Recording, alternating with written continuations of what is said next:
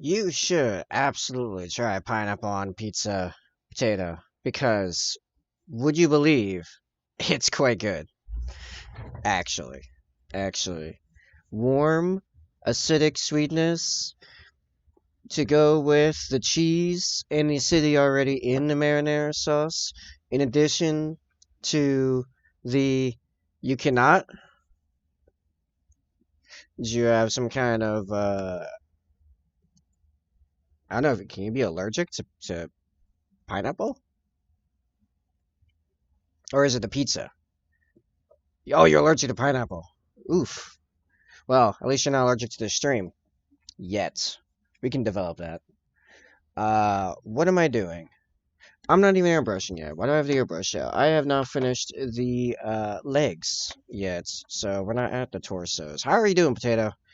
At you, right? Yeah, I've been cranky, so I was like, you know what? I'm just gonna put a bunch of stuff in my title description to make other people mad. Cause you know what? That makes me laugh. I find trolling other people extremely enjoyable, so that would make me feel better. Becoming allergic to stream, yeah. What if I just covered the screen in pineapples? Like just pineapple PNGs. Going late? I am a couple minutes late. How dare I? How dare I be what, like 5 minutes late, I think? Something like that. What am I painting here? Brown. I need more thing brown. Because I'm continuing to paint the Smurf Village. It really keeps feeling like I'm looking over at a bunch of Smurfs every time I look over there. 7? Yeah. I know you are. That doesn't mean I can't feed into it for my own amusement. Listen, I use you guys for as much amusement as you guys use me for amusement. Just to be clear. This is mutually parasitic, which I think is called symbiotic, but that's besides the point.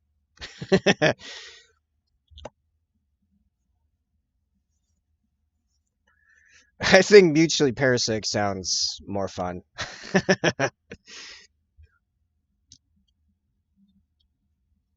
As long as we can agree at the proper way to make cereal is to put the milk first, then the cereal, then the bowl. I definitely use you for anything. I would hope so. Else, what are you doing here? Why are you here?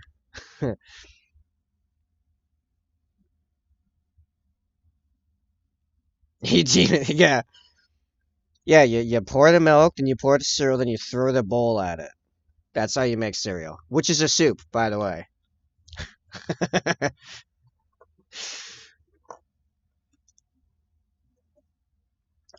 Hey, Mika, how are you? I am in temporary Smurf hell.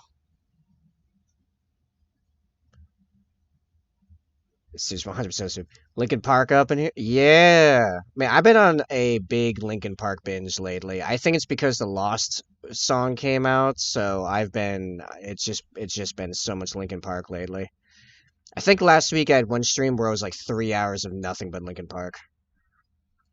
Yeah, I'm working on a Votan commission. It's my second Votan commission now. A whole bunch of Hearthguard. They're gonna be Ironkin, so I'm not doing the heads yet because they're all just a bunch of metal fish bowls.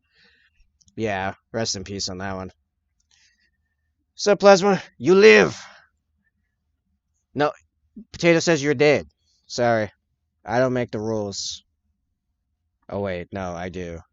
We'll go with it. We'll just roll with that.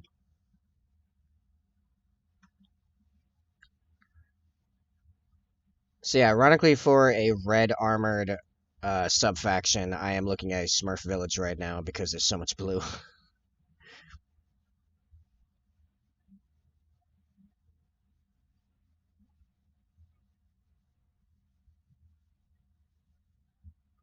Now the potato's baked and now going to be eaten. Oh boy.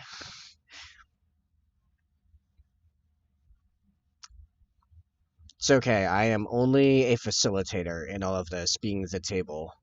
People eat on me, and that's about it.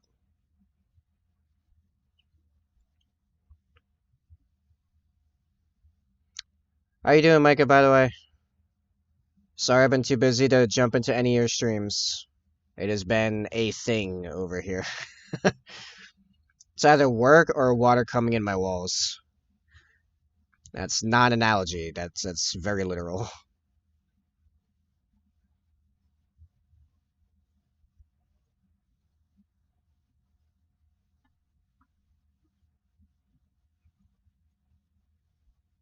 Actually, I say so much Linkin Park lately, but yesterday we went through the entire Imaginarium album from Nightwish, like in order. That was fun. Been there in both cases, my yeah.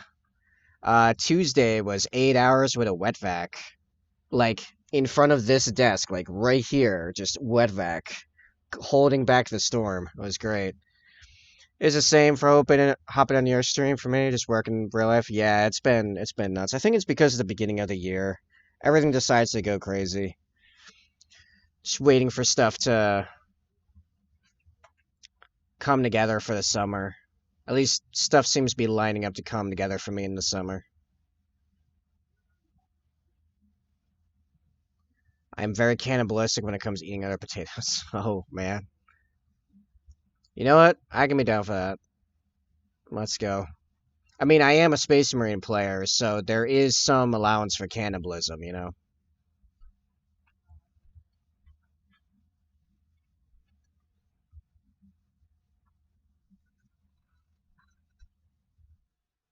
One of the best cases of evidence as to why the Imperium are not the good guys. Their champions, the Space Marines, are known and active cannibals because it gives them tactical information.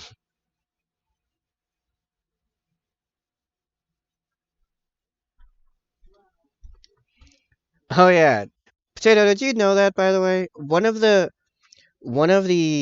additional organs Space Marines get, I don't remember its name. Is it like the Ulfomega or something like that? Ulfomgia? I don't know. They're all hard to say. It's all weird Latin stuff. Um,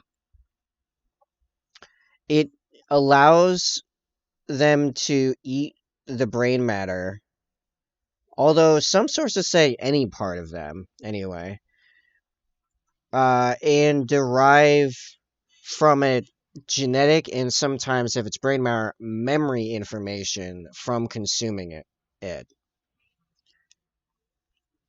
So in this has happened in a few of the books in one of the Black Legion books. Yeah. A couple Chaos Space Marines ate some of the brain matter of some fallen other Chaos Space Marines to learn the identity of these other Space Marines, Loyalist Space Marines that bore markings none of them recognized. It was the Black Templars. It was their first time meeting the Black Templars. And it wasn't like a Chaos Space Marine thing. It was just a Space Marine thing. Just all Space Marines can do that. Muscle memory? I don't know if they can pull fighting skills from things they eat. Although that kind of makes sense that they would, so I don't know why they don't do it way more often than just eat a little bit of everything they kill, basically. Saw an action in the Uriel Ventress novel. Yeah, that makes sense. I've not read that one, but yeah. I believe it's been changed to just the brain now. Oh, okay. Yeah. That's actually the organ that goes a little haywire with the Blood Angels that turns into the Red Thirst.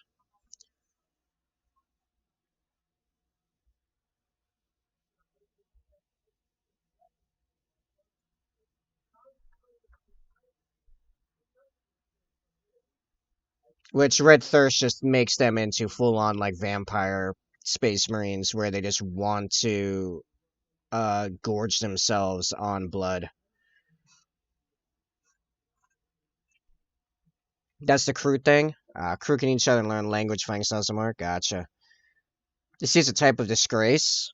Really? The Ultramarines, the ones that would always be looking for more information.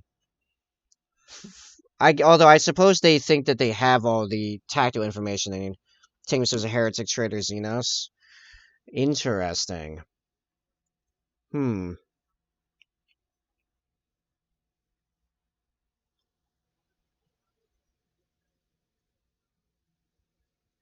See, it's weird because it's one of the Emperor's gifts to them, and to, like, otherwise they would just not be using an entire organ that they are being given. So, I don't know, that doesn't really make much sense to me. But, I mean, we are talking Space Marines here. A lot of their cultural stuff does not make logical sense when you dig down into it. The character did lamented the idea but went through with it in the end. I see.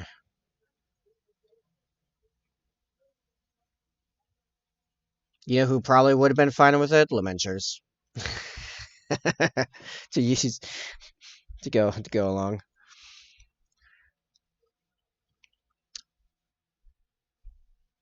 Lamenters, however, are Blood Angel's successors, so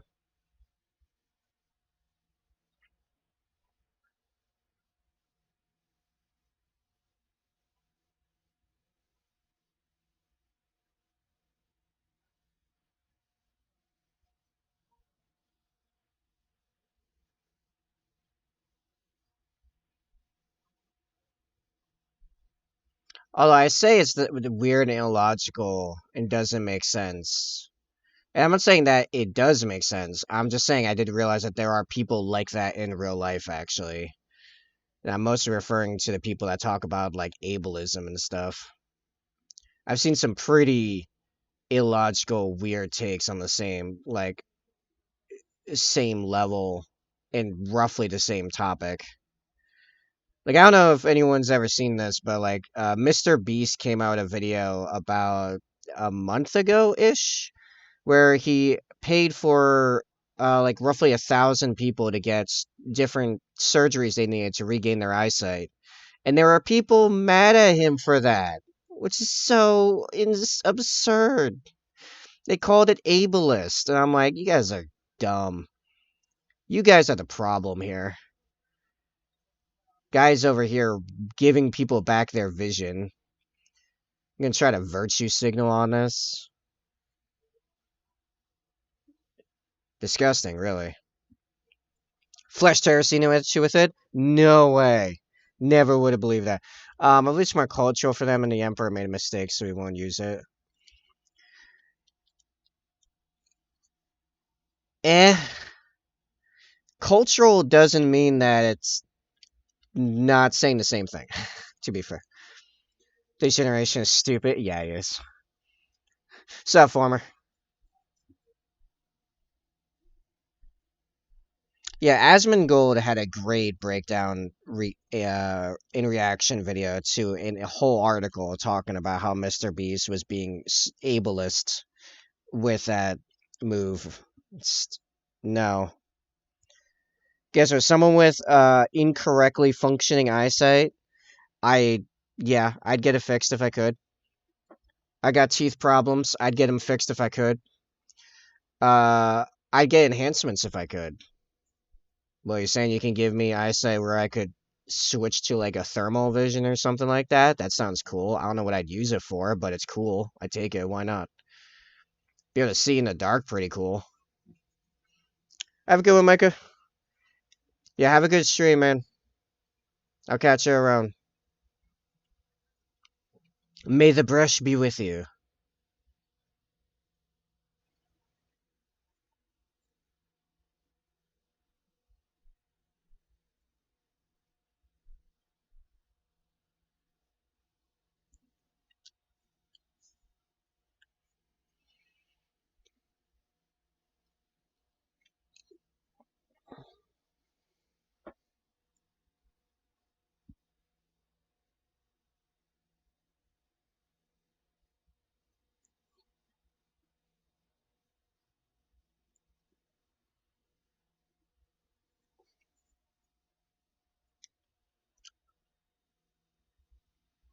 I really need to invest in a new brown paint as soon as this paint, which somehow just keeps it. It never seems to end.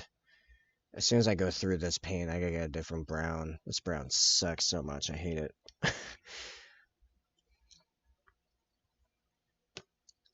All right, that's one. I have to do 8 more of that.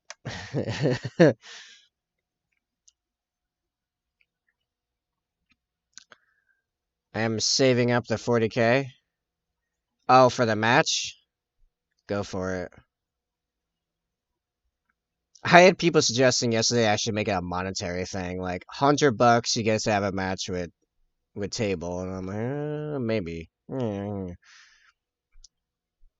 don't know. 40,000 points seemed pretty good. No,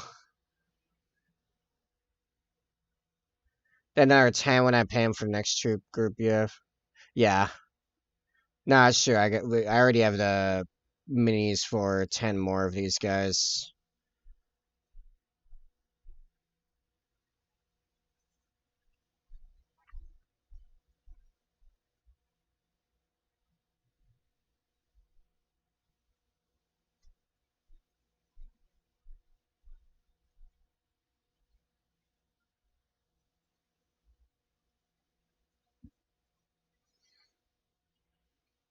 What is that one? Is that a Friolator emote you got there?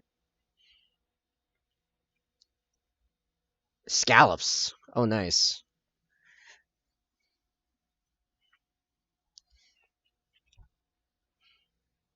Speaking of scallops, the sour cream that was part of the first Factor 75 meal I had yesterday had scallops in it. It was pretty good. Oh yeah, for anyone, well, I think most of the people here weren't there for the second meal. Second meal was garlic mushroom chicken thighs with garlic green beans. It was better than the first one. It was extremely good and has me very excited for whatever I end up eating today.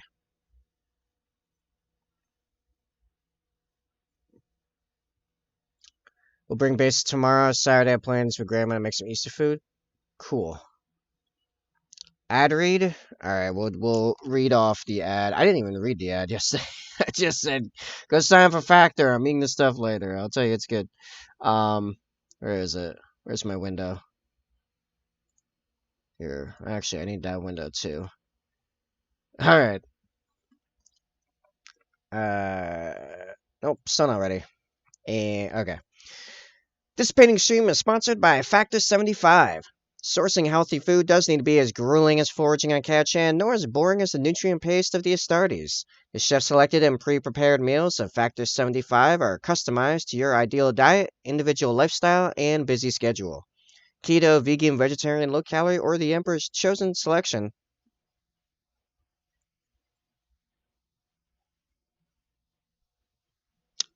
Are you going to just interrupt me like that? No. The holiest of holy diet's protein plus, and it is a lot of protein. I did not realize how much protein. We're talking 30 to nearly 50 grams of protein per meal on in these monstrosities. It's good. And they're all designed to ensure you don't flag in your painting pursuits without sacrificing good taste. A rotating weekly menu of 27 plus meal options and 33 plus add-ons like smoothies, cue shakes, and desserts for guilt-free enjoyment. I wish I'd gotten a couple other desserts, to be honest. Yeah. Keeps your dining feeling like an imperial governor's, with the flesh feel required to loyally serve the emperor, which you are going to loyally serve the emperor one way or another. A fraction of the price by ordering and buying a meal, and superior nutrition to fast food, Factor 75 is here to support your quest to slay the gray by not cutting into your precious hobby time when it's time to refuel the tanks. Your tanks, not the mini tanks, not the Kratos. There's that one tank with no bottom. Anyway, with 2 minutes or less prep time with no mess, so far, it's been about 2 minutes. I have a weak microwave, so like 3 minutes. Anyway, nothing will get the brush back in your hand faster. The flesh is weak, but Factor 75 makes it about as close as it gets to just plugging in like a true Mechanicus Magos. All praise the Omnissiah. They also have been legitimately delicious so far. Use my link or don't bother code. Use the link Just came up in the chat. There we go. 50% off your first box, and it helps the stream massively. All right. Sub Zophiana. Yes.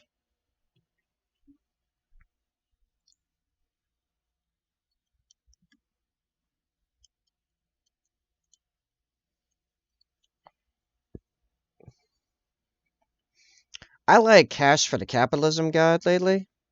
Just throwing it out there. So in other words, you can fix it faster than the ad. Um, yeah, you can make the food in less time than it takes me to read that ad. That's true. Only 39,000 points to go. So what do you think of the list you got? Oh, I haven't even looked at it yet, to be totally honest. I think I've made your list though. I might change it. All right, I think we could talk about showing the list. I thought about it earlier. We can talk about it. Okay. I will take a quick look at the list in a second. Here's the list I got for you so far. Today you stomped some space wolves. Good. They deserve it. Uh, okay. It's Imperial Fists, and it's super thematic, and I'm not even sure you can do it because I don't know how many fortifications have been made in TTS. um, because that's two macro cannon Aquila what hard points or whatever, as well as three whirlwinds and three typhons, and then like a bunch of tactical marines with like bolters and just missile launchers. You have, in theory, so many heavy bolters. It's kind of disgusting, actually. Oh, also, like that macro battery looks legitimately like it's scary. I'm not gonna lie.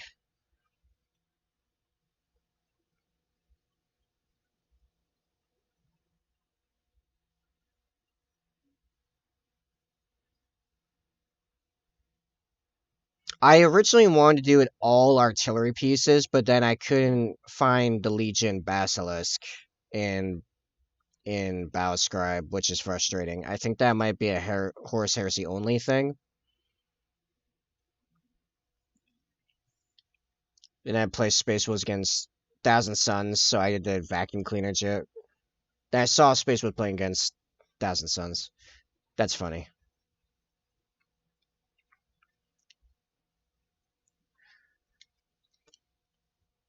Oh, I saw it. You only have 30k points to go, which is kind of a joke in and of itself. All right, let me go. Let me go take a quick look at this list. Zephiano sent me here.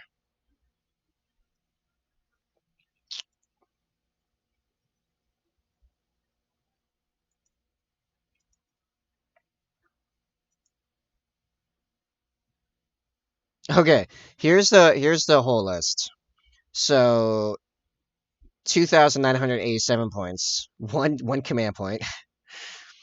Captain with a Mastercrafted Bolter and Power Fist with the Fist of Terra Relic. What is my computer doing all of a sudden? Can you just calm down a second? Okay. Will it trait Stubborn Heroism? We have four squads of 5 tactical marines. The sergeant has a bolt gun and power fist, and all of them have a missile launcher. Then you have 3 whirlwinds with the vengeance launcher.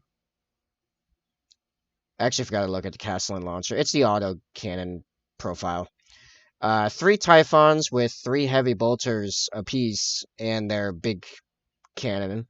And 2 macro cannon Aquila strong points with 4 heavy bolters apiece. And man,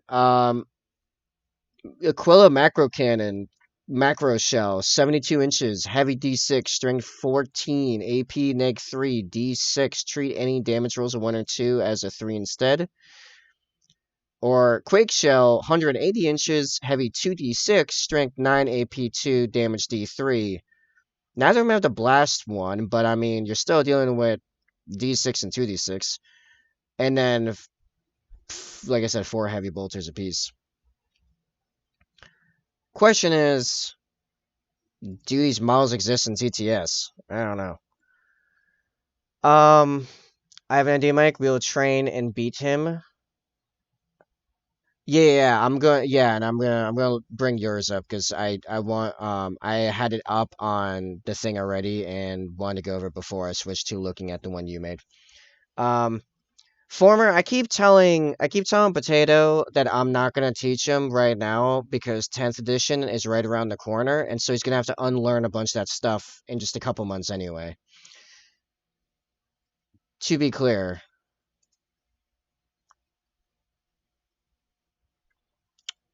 did I not just download this into?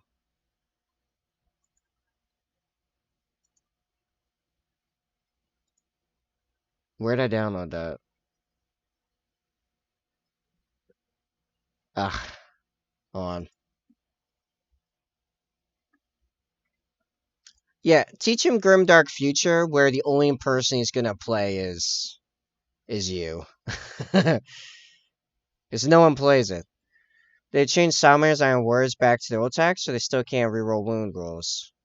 I honestly don't know what you're referring to, Plasma. Where did this file go? Oh, I think it went to my downloads.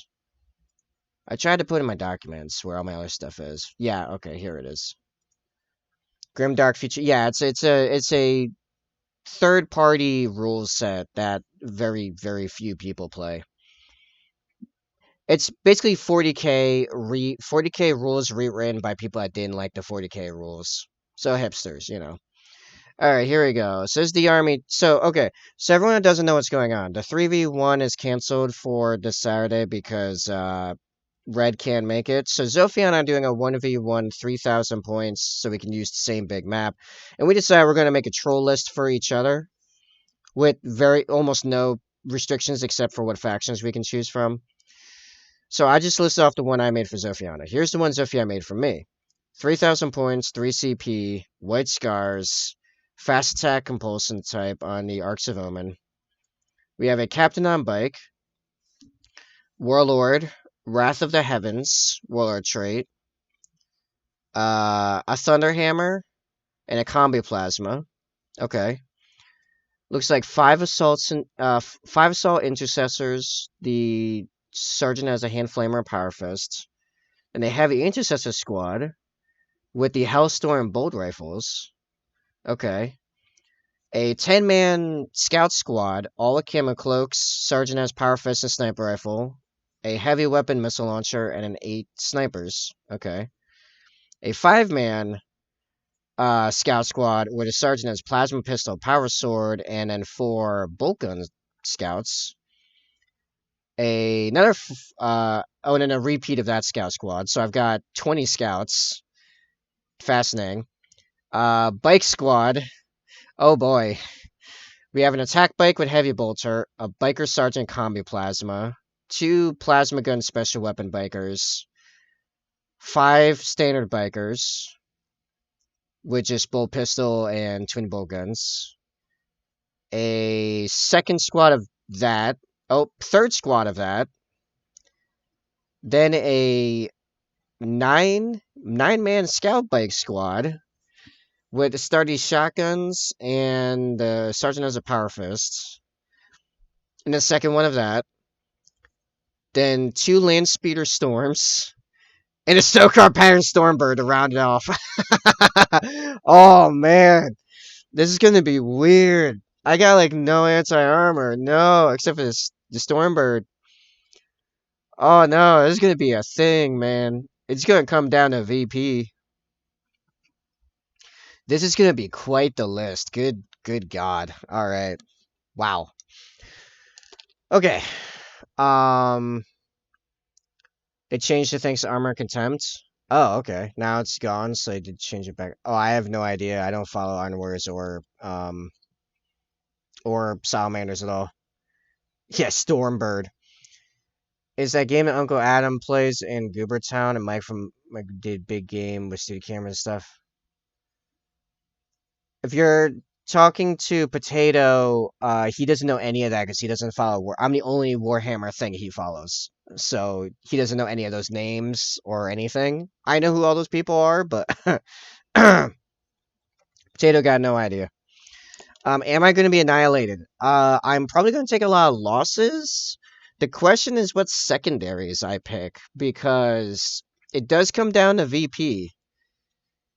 Um, so like I could win if just because I have way more stuff to take objectives with.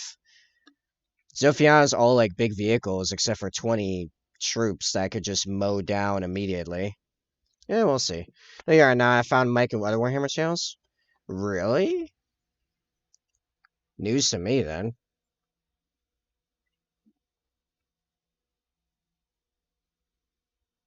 I don't know those names though. Right. I am still correct in the way that matters. Anyway, am I going to get annihilated? I don't know. Zophiana, after hearing the list I made for you, what do you think?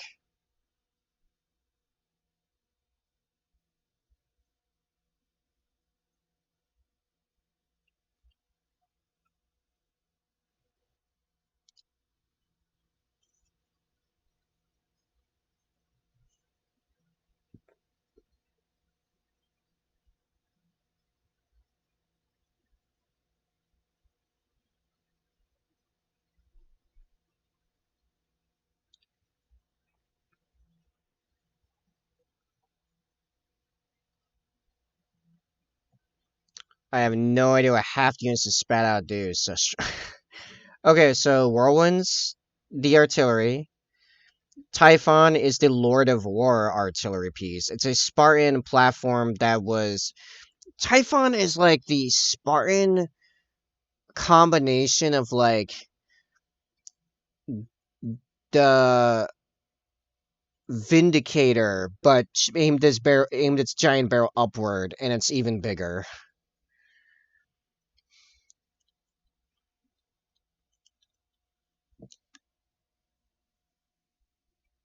And it has a bunch of heavy bolters.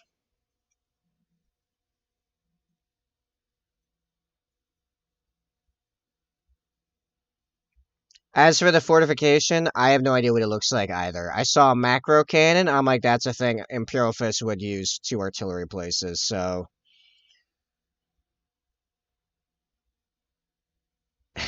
then don't.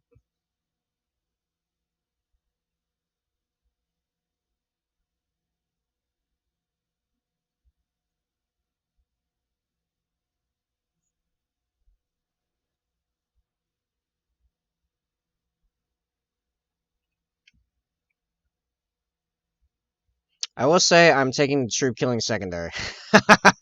What, I grind them down, I want to say? That seems like a good idea.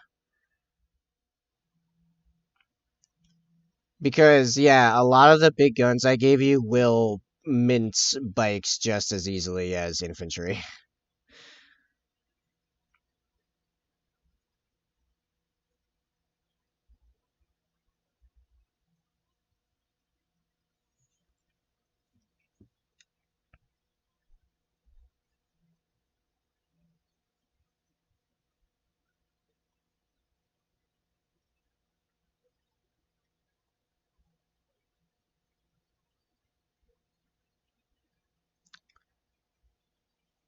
I will try and talk a bug into playing Grimdark Future with me, so you might check that if I succeed.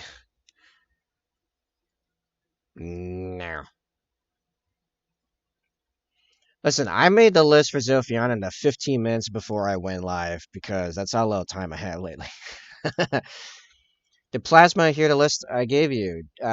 Plasma, did you hear the list I spat out a minute ago? With all the bikes. How many bikes are in that list? Like 40 bikes, I think? Heard some of it. Okay, I'll go back through it. Okay, this is what I'll be playing on Saturday. We have a Captain on bike, uh Combi Plasma, hold on, where Master Rider, Warlord trait, And where's the relic? It says there is a relic. Oh, it's up here. Wrath of the Heavens relic. I don't know what either of those do. That's fine. 5-man assault intercessor squad. Hand flame or power fist on the sergeant.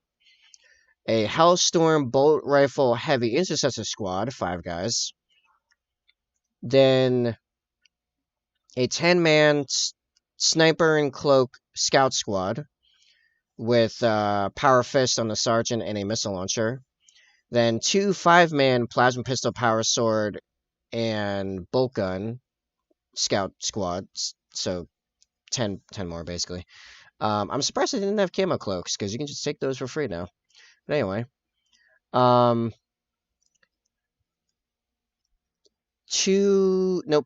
biker squads where it's a attack bike with heavy bolter, combi plasma on the biker sergeant, and 2 plasma gun special weapon bikers, then 5 normal guys.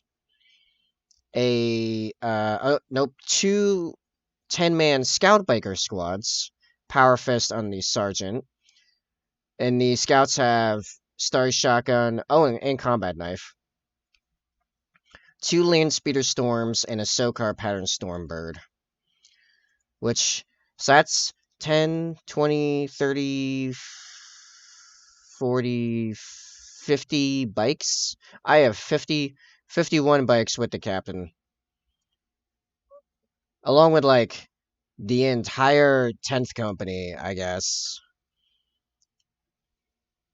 Or like half the 10th company, anyway. Why would you need cloaks? They have transports. Because why not have cloaks? It just gives them more defense, and it's free.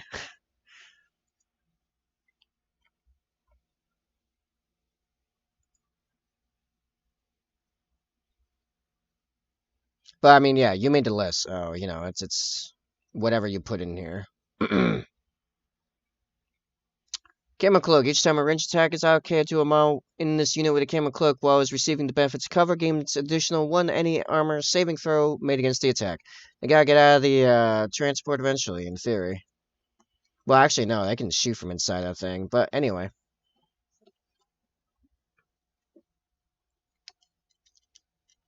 There is, what, 1 missile launcher and a couple power fists and then the Stormbird for dealing with vehicles.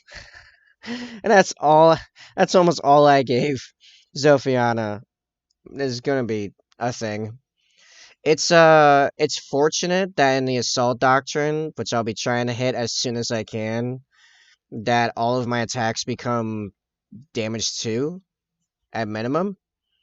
And plasmas, but I mean, plasmas aren't really an anti-vehicular weapon because at most they can do damage to. They're really anti-heavy infantry.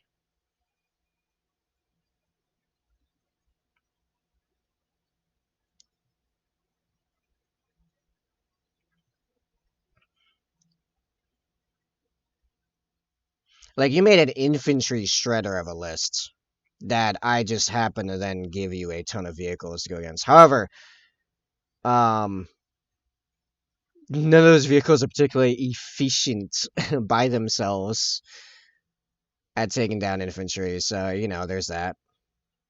I don't know, it's going to be fascinating to deal with. Do you have any heavy BTT? Just a SOCAR Pattern Stormbird, which is the biggest unit that Space Marine's going to have. It's a gigantic flyer. I mean, like, the model, look at the face cam. The model's something like this long. Yeah, it's like something like this long and like a little bit more than that in like wingspan. It's a gargantuan flyer. Yeah. Let's see what exactly the weapons are on it again.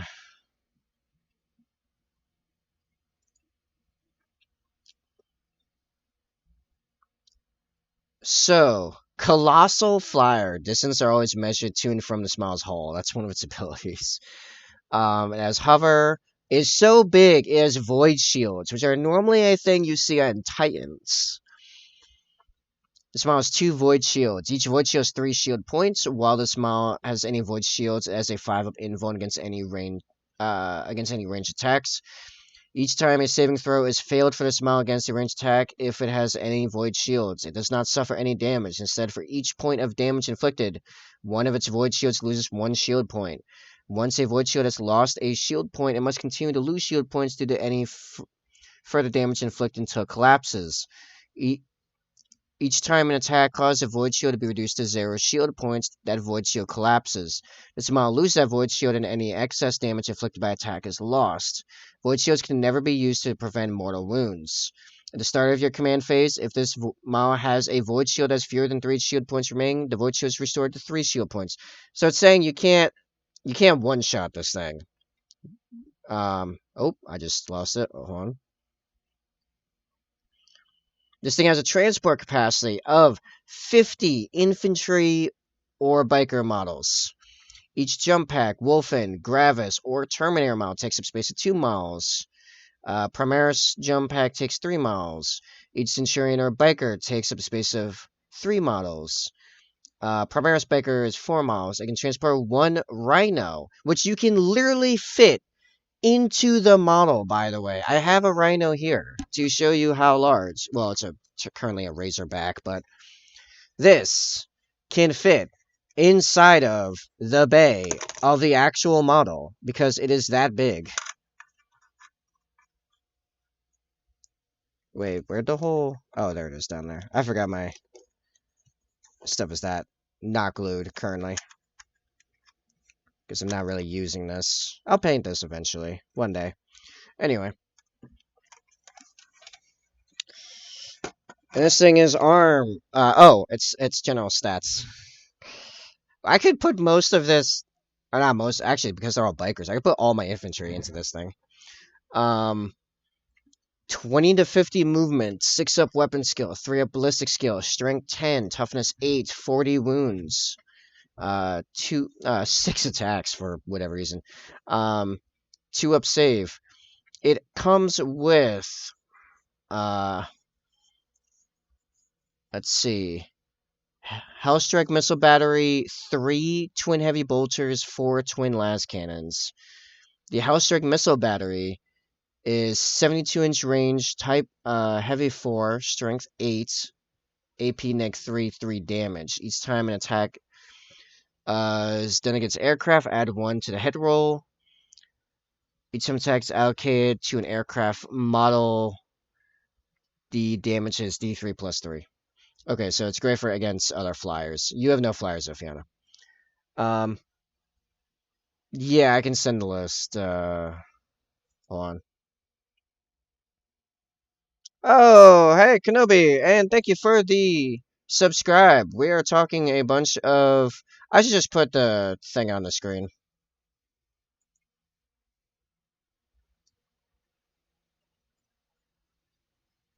Let me just pull up Bowscribe, since we're just talking about Bowscribe right now. What's up, Kenobi? How you doing? Actually, let me use the other win cap. We're talking Bowscribe nonsense. We're not even painting at the moment.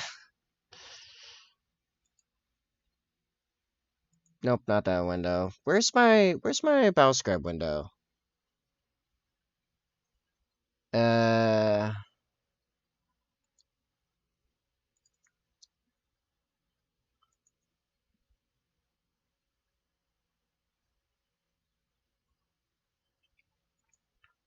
Wait, does it need to be like a game capture or something? Lots of work today. Bobby lurking over here. You got it, man. Thanks for hanging out.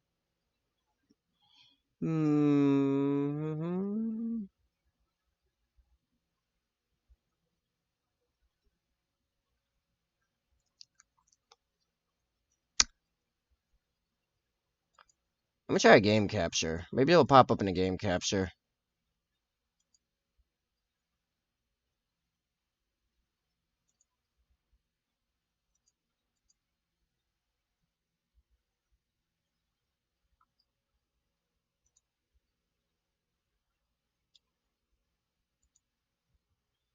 That work? is not showing up. How did I do this before? This is not the first time I've done this.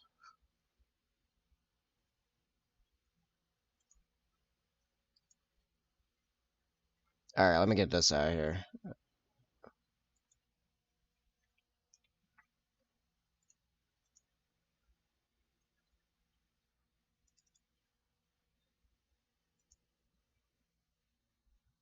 Yeah, I'm gonna find it. It just, it won't,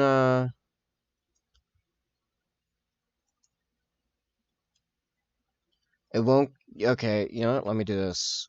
Uh, I'm gonna cheat. We're gonna do a full display capture. Yeah, pretty much. Alright, we're gonna enjoy that for a second. And then we're gonna jump to here. Okay. Alright, you guys should be able to see this now. Alright. Alright, so we'll just go right to this. Here we go. Alright.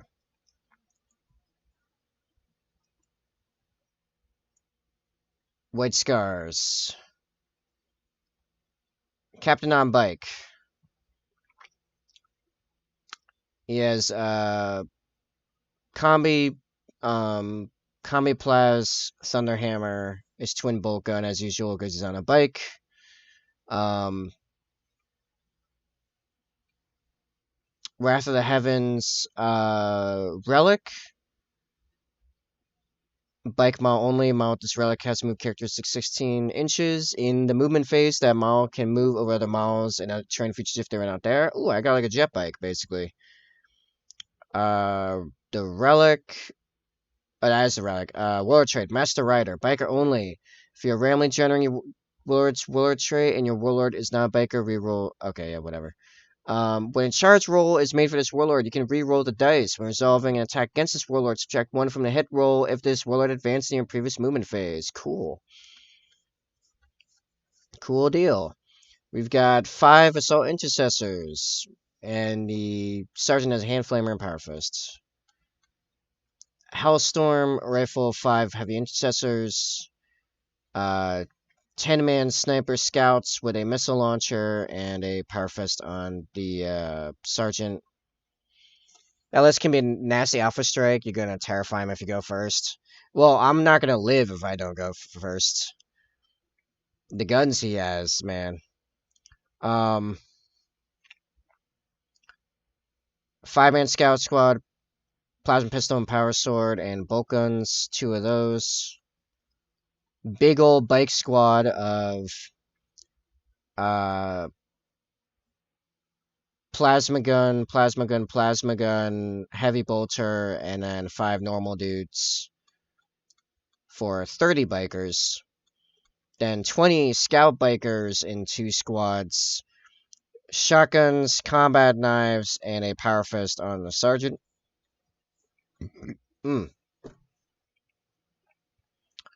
2 lane speeder storms, which do bring heavy bolters and a Cerberus launcher to them, as well as transporting the bolter scouts.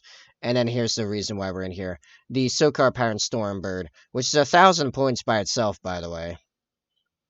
I remember when this thing was 2K. I remember when this was an entire 2K list.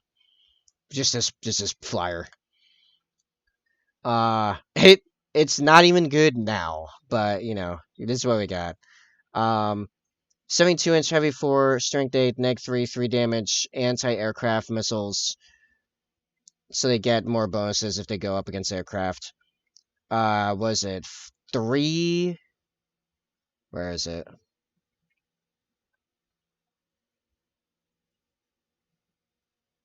It doesn't show it here, but I'm pretty sure it's 3 twin heavy bolters, so 18 shots, strength 5, neg 1, 2 damage. Then it's 4 twin las cannons, so 8 strength 9, neg 3, d6 shots. That's the majority of my anti vehicle firepower right there. And this isn't coming until turn 2, when I'm already out of Devastator Doctrine, so none of these things will be getting AP because I'm going to be trying to get into Assault Doctrine as soon as possible so all my stuff can punch at damage 2 minimum. Or for like Power Fist damage 3 and stuff like that because of Lightning Assault. I think it's Lightning Assault. Lightning Assault. Units for this tactic eligible to declare charge in turn in which they advanced or fell back. Models attacking those suffered a penalty occurred to the heroes for assault weapons in the same turn they unit advance. Okay, it's not that one. It's the Super Doctrine for White Scars. So that's that thing. Let's turn this off and go back to painting. Okay. All right.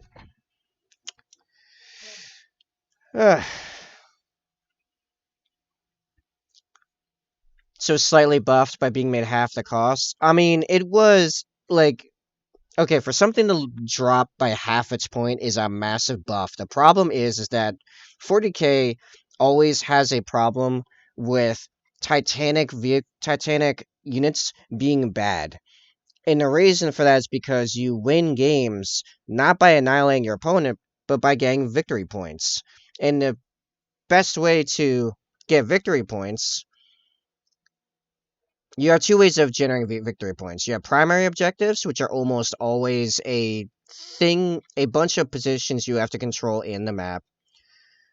And then secondaries, which you can choose. So you can choose stuff like killing a lot of enemies, but the more efficient ones are usually stuff where you like do an action with an infantry model, maybe on objective, maybe not, or being over a bunch of points on the map, like stuff that really like to do and get a lot of points with. You actually need a lot of infantry doing stuff. So giant mess off units are usually what we call distraction carnifexes, and I did see the streamer's choice story. I will get to that in a second.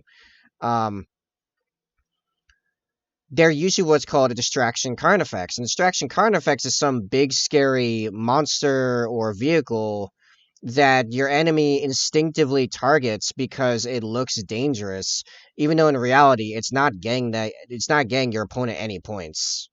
It's at best it's doing some damage to your army, but you can win with 100% of your army annihilated if you have more victory points.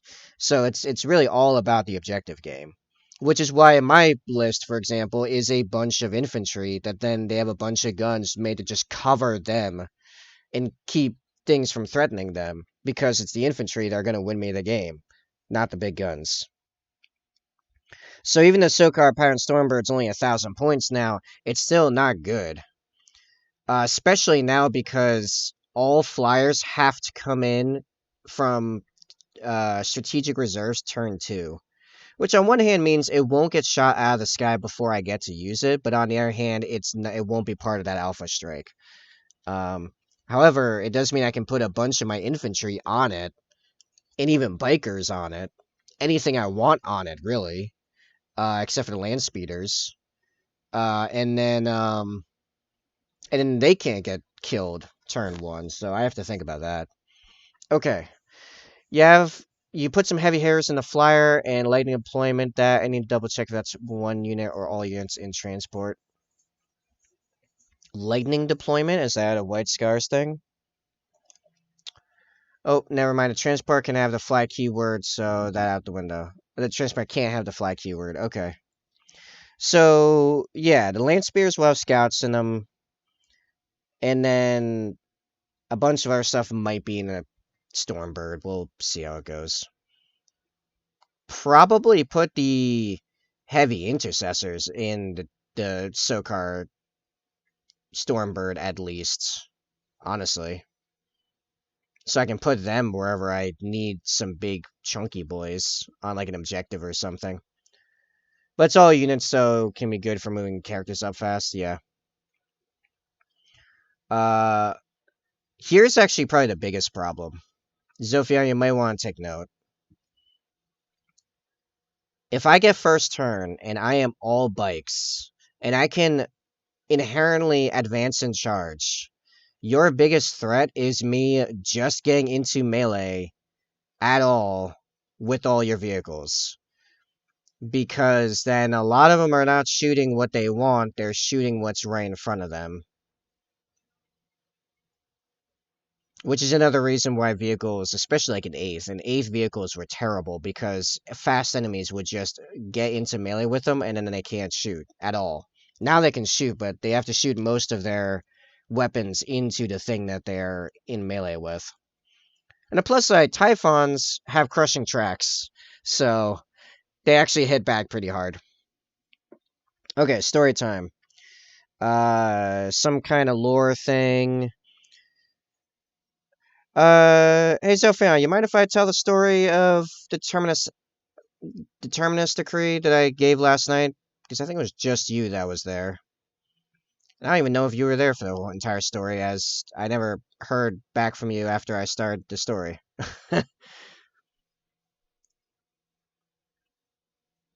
Sure? Okay. Alright, so a lot of people might be familiar with the Terminus decree. It's just a little snippet of lore about the Grey Knights, where in the deepest reaches of the Grey Knights' fortress monastery on Titan, there is a vault, and within that vault is a document labeled only the Terminus Decree. And only the chapter master, the Grand Master of the Grey Knights knows what this is. Or maybe not even know what it is, knows that it exists. They might not even know what it is anymore. Also, born in the South Stratagem, you can have Bite Squad charge and still shoot all its weapons. Oh, that's actually pretty awesome. I think I was busy with BB while you were on bait. Okay, sure, that's fine. We now know what this is. For like 30 years, we've known that the Terminus Decree existed, but didn't know what it was. So, like, longer than I've been alive. The End and the Death, the newest Siege of Terramile, has finally revealed what that decree is. So, it actually goes back to who has been referred to as the last king of Old Night. And he's not technically a king, he never was a king, but he's one of the last most powerful beings. He might be the last or the most powerful remaining, at least in the Horus Heresy times, being from the Age of Strife. His name is Foe, and he's a little old man. He's also like 3,000 or 4,000 years old. Foe is extraordinarily powerful. No, he's not a psyker. He's not even post-human in the way that we think of the term post-human. He is a biologist and a chemist. He, you could call him a flesh smith.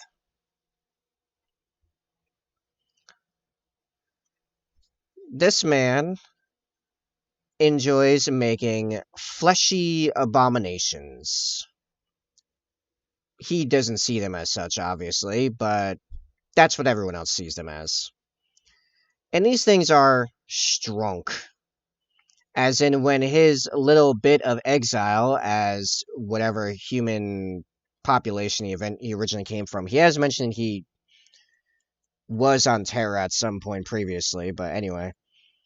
He was put in exile and just got this remote section of space where he filled with these monstrosities. And when the Luna Wolves found them, hey, Redwing, when the Luna Wolves found him, it actually took quite a while for them to defeat his army of monstrosities. And in fact, the monstrosities nearly killed Horus himself, which remains one of Foe's biggest regrets. Foe is eventually captured and put into the actual dungeons of the Imperial Palace. Not the Imperial dungeons, as those are mostly laboratories, but the actual dungeons. During the Horus Heresy, some of the custodians, upon talking to him, realized that he could be of use and put him to work. And he created his crowning achievement, a genophage of such absolute monstrous capability that it will spread across, upon being released, it will spread across the galaxy lightning quick and annihilate all Primarchs and their entire genetic lines. However, not super long after the point was made, and then it kind of hung there as we have to wait for the seconds, the end and death novel, that it did not take the warp into account in all this, which is a significant aspect of, if not the loyalists, then definitely the traitor legions and Primarchs. But in theory, the Terminus Decree is the release of a bioweapon that would annihilate all of the legions, their successors, and their Primarchs.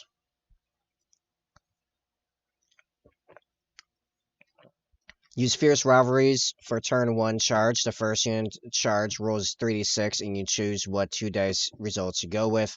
So if you need to do that 9-inch or higher charge, easy to get. Oh, nice. Does that have to be used turn 1, or can it be that used turn 2 when, say, for example, I drop off the Hellblasters or something like that? Well, actually, no. Those I can deploy anywhere I want. Those will actually be gang deploy turn 3 in the Assault Doctrine. Because, well, actually, no. I have to go over the rules. I don't do strategic reserves very often. I have to go back and do the top of this pouch. Can be used any turn, but has to be the first unit to charge a turn. Right, okay.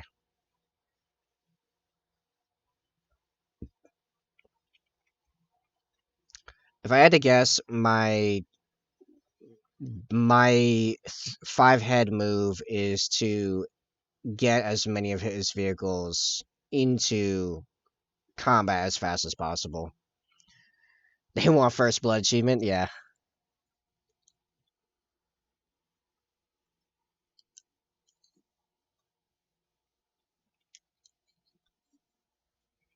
Alright, 4 belts down, 5 to go.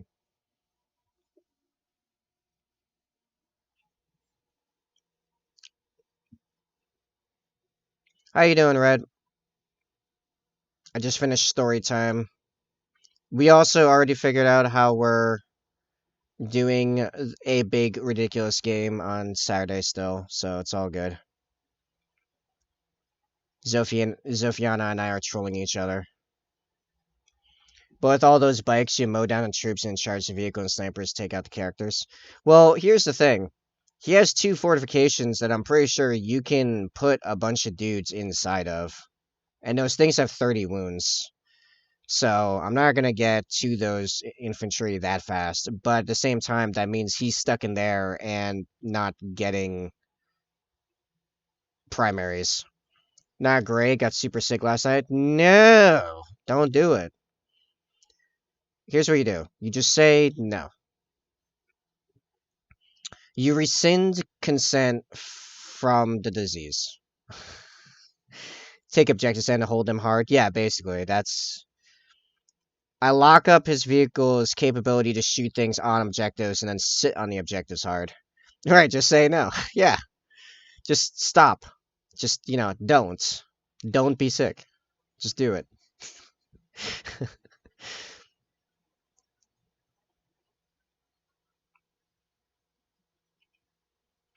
Man, I want to run right into like a... It's not a super controversial topic, but it's a little controversial from that jump off point.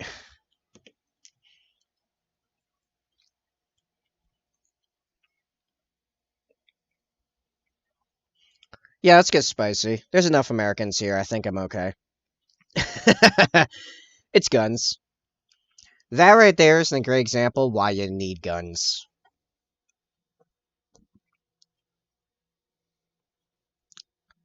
Consent's great until you have someone that is legitimately sick in the head, or is from the government, which may as well be the same thing.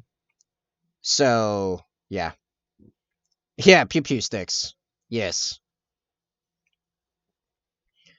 And I'm kind of seeing a great example of where the lack of guns leads to the government just running over you, doing whatever it wants, happening in a first world liberal democracy, civilized country right now, the Dutch, the Netherlands. I am following right now a situation with the Dutch farmers are getting annihilated by their government in the name of fixing the nitrogen um issue, because nitrogen's a problem now. I don't know.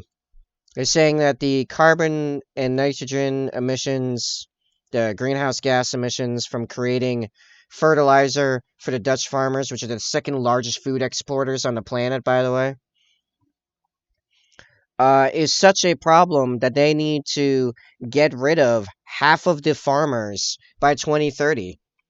Yeah, it's just a bunch of people's livelihoods for centuries now. Also, Captain's going right for the closest character or vehicle to smash. Yeah.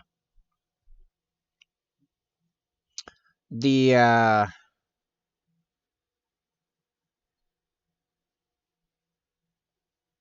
right, so all the farmers can do is protest a bunch and hope their voting means something, which it looks like the voting's kind of doing something, but, like, there's a reason that's not happening here. Guess who owns most of the guns in the US? Oh, what do you know? It's the people in the rural areas, like farmers.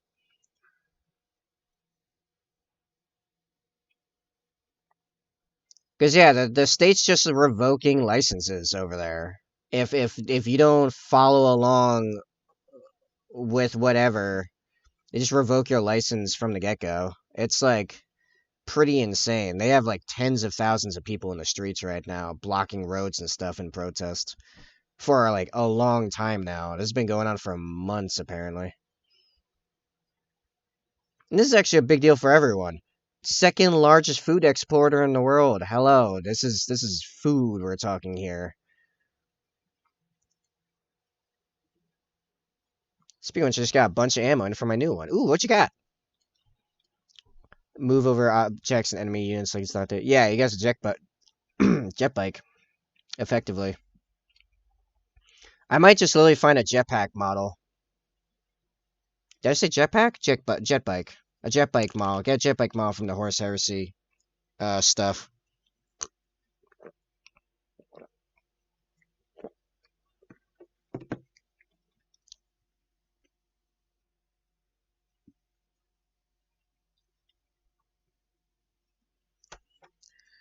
But yeah, if protest and voting doesn't work for the Dutch, they're basically out of options. They already have had on their protests German anti-riot tanks with water cannons called in. Not tanks, but like they're big up armored. They're like IFVs basically with water cannons called in from Germany on the Dutch protesters against the Dutch government. So like it's already spilling over. It's crazy over there.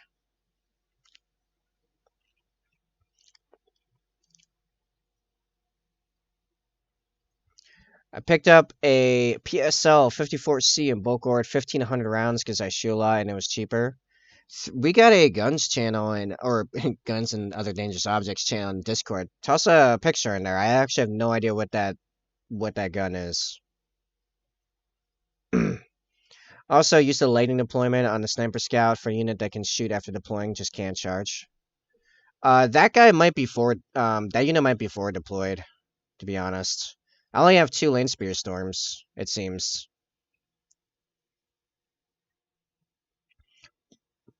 Plus, I would want these. Well, I guess that's the point of the stratagem. Yeah. Use the move twice stratagem on speeder to move it twice, so that 18 plus 18 make sure it has sniper scouts they can move about 6 inches then shoot.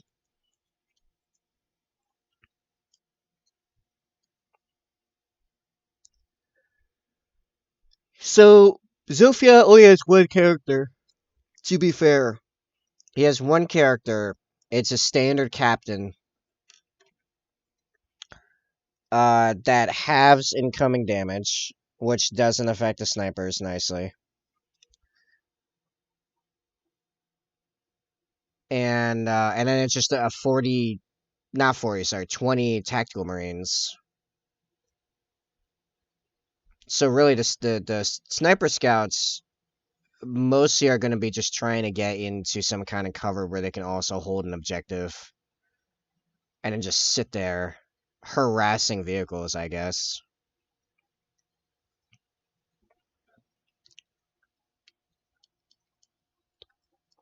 Speaking of food, if you want some delicious food delivered right to your house that is chef selected and dietitian approved and is delicious and has so much protein, use the link in the chat there to get 50% off your first box. Dude, I couldn't believe that those two meals I just had 32 grams of protein. I had 64 grams of protein yesterday. Amazing. Do you think the Night Lord Decimus will finally get rules in 10th? I feel like I did know what the Decimus was. What is the Decimus, as I no longer remember? I feel like...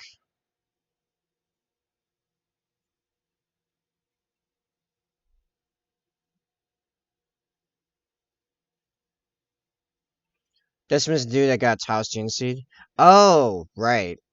Uh, hmm. I can see that. Yeah. Yeah, okay. Well, is is all that happening in the modern day? I don't remember when exactly that whole timeline happened.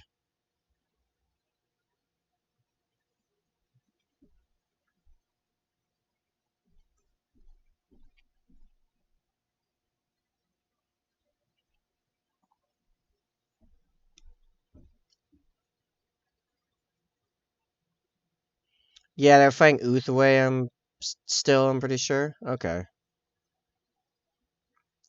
Uthway.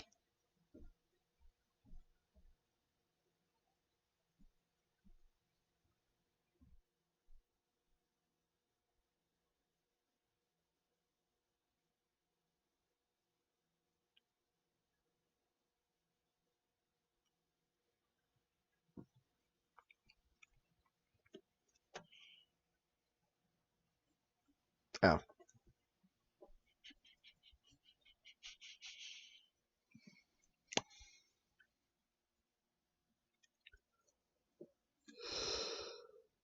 Oh. I would say the lore of the new Arc of Omen is nice, and my two favorite warp demons in it. Oh? Oh yeah, have we not talked about the Devastor rules? Devastor rules dropped, and guess what? They suck. He is not good. And being overpriced for being not good, he could probably drop almost 100 points from 240 and still not be good.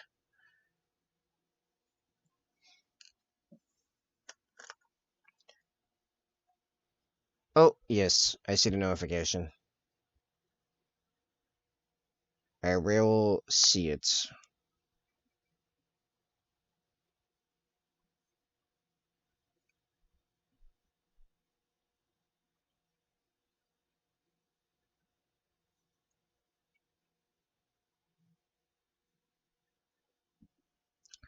Yeah, I was sad by his role. Thought it was just an avatar of him, not really him. No, it seems to be actually him. Well, remember, he's not a god yet. He is simply a independent warp entity. Venom is typing to me. I just noticed. I will have to tell him. Yeah, we have a price for not great rules. Yeah. Okay, cool.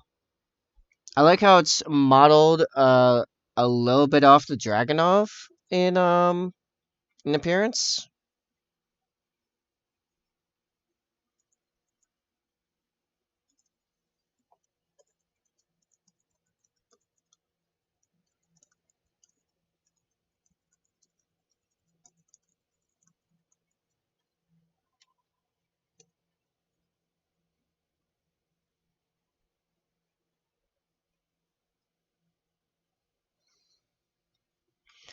Yeah, Romanian version of it. It's a Romanian Dragonov, basically. Okay, that's pretty cool.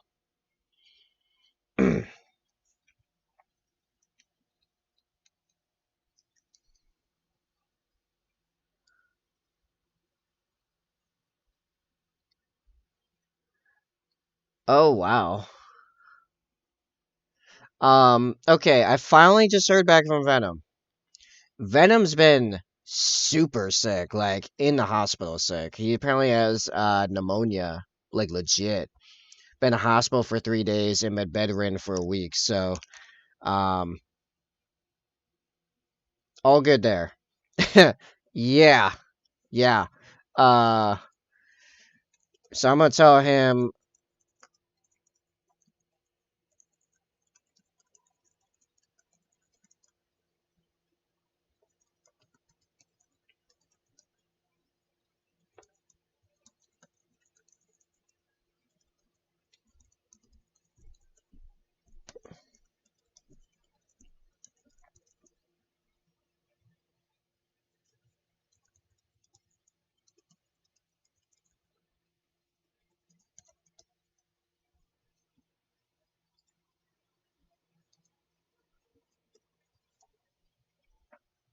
All right, so yeah, take care of that. It's all good. All right. Yes. Sophiana, my favorite pizza topping combos: barbecue, chicken, pineapple, onion, and block olive. Sounds amazing. Good taste. I like the combo, especially how it retains onions. No, seriously, it's actually I actually would really like that pizza. Not gonna lie. Yeah, no, it's we shall keep our temporarily downed brother in our thoughts. I told him to get to banishing Nurgle's forces. Okay, I worded it a little bit nicer than that, but I still mentioned Nurgle's forces.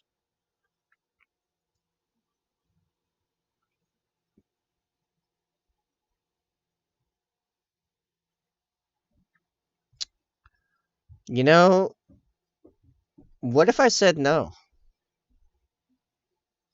Even though you said please. What if I just said no?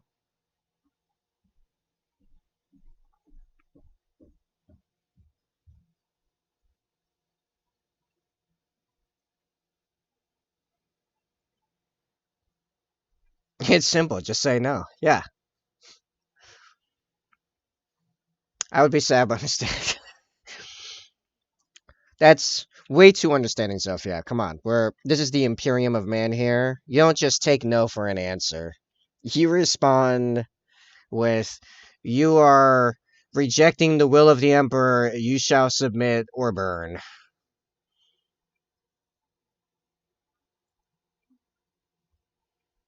And then I respond with saying basically the same thing.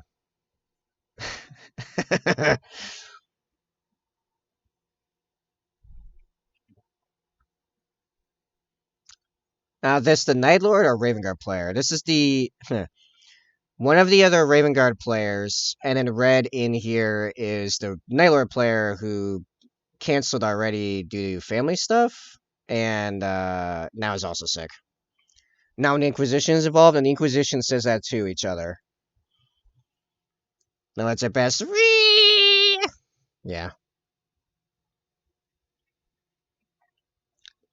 We actually, once again, have everyone but Venom in the chat that was supposed to be part of that game, which we will just do that game in the future. It's not a big deal.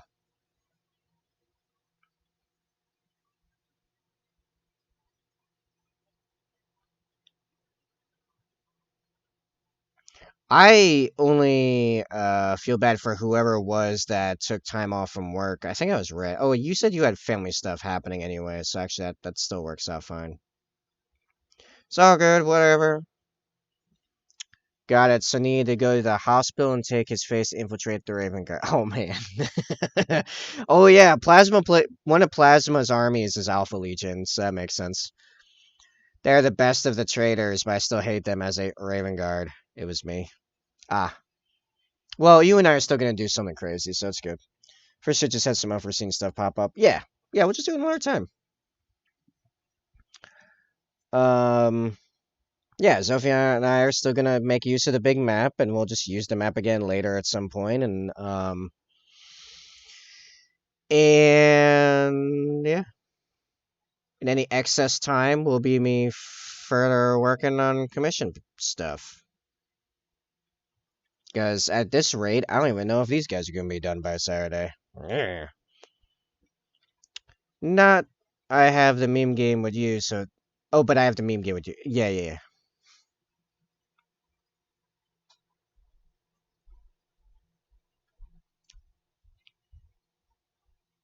Athletes are awesome. Not what?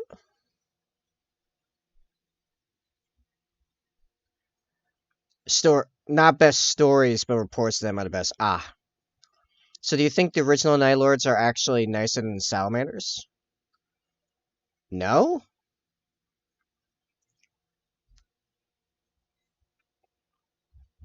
I think they were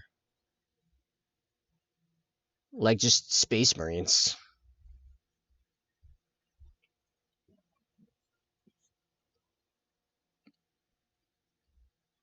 I don't know. Not um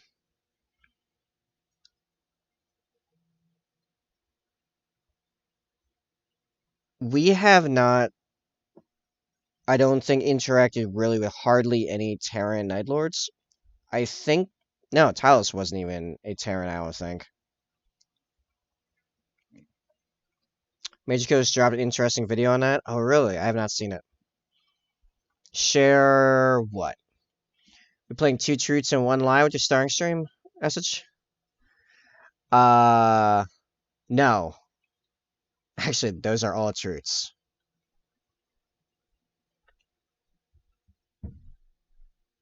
I want pizza like pretty bad now. I'm not gonna lie. But we are having the other stuff, Factor 75, because healthier, and it's already here, and it takes 2 minutes to make, and it's delicious.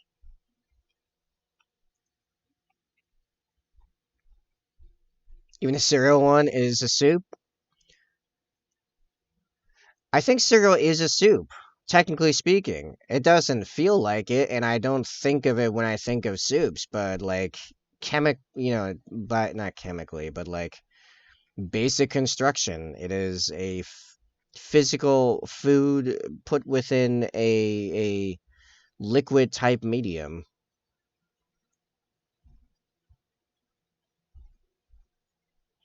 Also, you put the bowl last. And no, Sai, this is how you make cereal. You pour the milk, then you pour the cereal, then you throw the bowl at it. That's how you make cereal.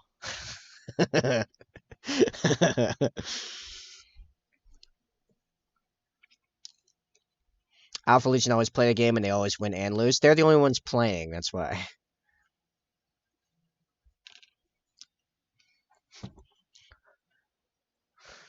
How about this? I eat cereal without the milk or the bowl. It's actually just a bag of chips now. I hate every part of that. That is the idea.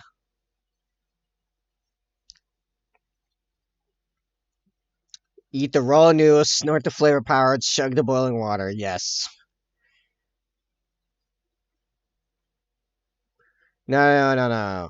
You eat the raw noodles, you snort the flavor powder, you chuck the boiling water outside in the middle of winter.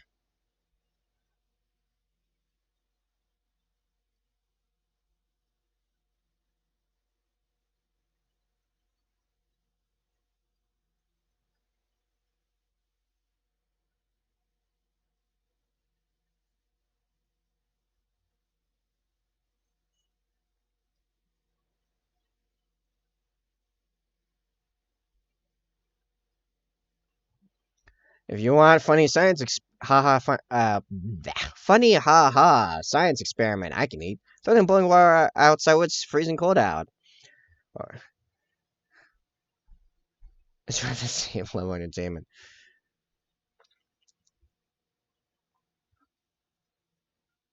I think we just learned how good Sai is in bed. By that I mean pretty boring.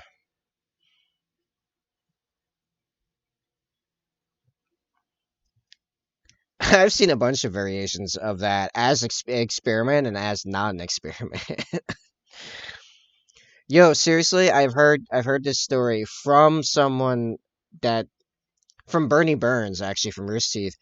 People in Texas, they grew up there and haven't seen snow very often, will actually try to thaw out their windshields on their cars by throwing hot water on it. Of course, people from the north are like, no. Yeah, of course their windshield, shatters. Have a list for this army for the first 1,000 points, so next will be Terminators after the troops. Yeah, yeah. I love the one when people splash boiling water over themselves doing that. Yeah, they throw it up for some reason instead of sideways. Like, what are you doing? What do you mean? How else do you clean the ice off your windshield? Sheer spite at the fact that you live north enough that this is a problem. That's how you clean it off. You get so angry that you radiate enough heat that it melts off in a controlled, standard way.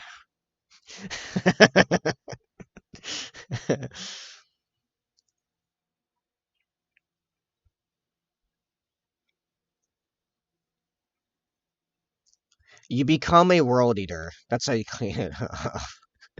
I just hate you for the fact that I live in Michigan and melt it. Yeah. I use my utter disgust at New England to clean my windshield off.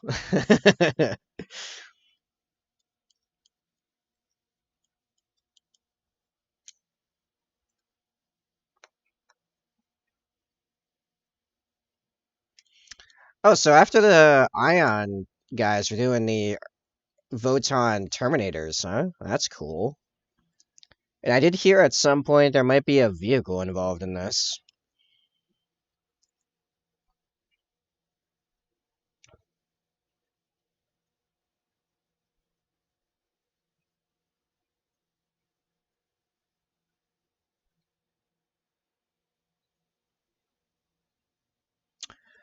It was middle of the summer in high school and worked at an ice skating rink. I spent about 4 hours on the ice in my skates, then went straight from that to playing tennis for a bit with some buddies. I set my bag with the skates down on the hot tennis court immediately after getting off the ice, and both $300 blades of my skates snapped in multiple places. Yes. What do you know? Things with a definite amount of structural integrity do not like going from one temperature to another quickly. With a plasma gun and gauntlet build, so be ready for a fisting. Urgh. What tier are you thinking on those guys? Because if I remember the fist right, one of those has potential for fun glow effects.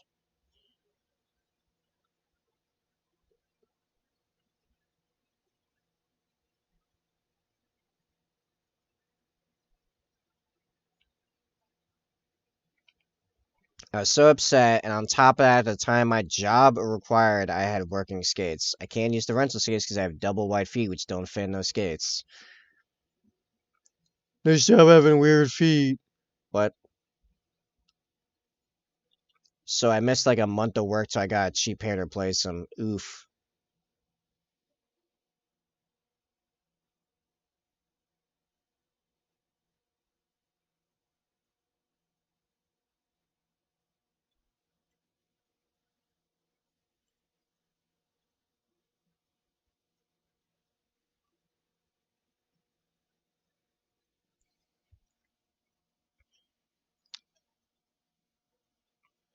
You should remind me of one of my most infuriating moments of like not infuriating, awkwardly infuriating moments I had at my retail job, my first job. So we had these big rack things that you hung rugs from. So you could actually check out the rugs draped down like curtains, like pages of a giant book. You know, like the posters in like a what are those called again? The Hot Topics, like the Hot Topic like poster flap things like that, but with giant rugs, like like up to 12 by 10 feet. And to get them up there, you use this big power drill with this long attachment, this giant like nut attachment. And you stick it into the bottom of the racks, and you use it to raise and lower the bars. And that was my main department: furniture and rugs and a few other things. So I'm putting up some rugs, and the drill stops working. And I try a few times, and I can't get it to start. I'm like, all right, time to take it to my manager and get him to order a new one. So I take the drill into his office, and I interrupt a meeting about it for it. And I'm like, hey, drill's not working. He's like, really? I'm like, yeah. Here, I plug it in. Works. Of course it works. Of course it works. I'm like, you gotta be kidding me. My manager's laughing. My manager is a really cool guy, so like it wasn't as bad as it could have been, but like I was just like, this it's no. But I mean, it was still high school, so a month of work for me was like maybe a 350 paycheck. Yeah, maybe 400. Yeah.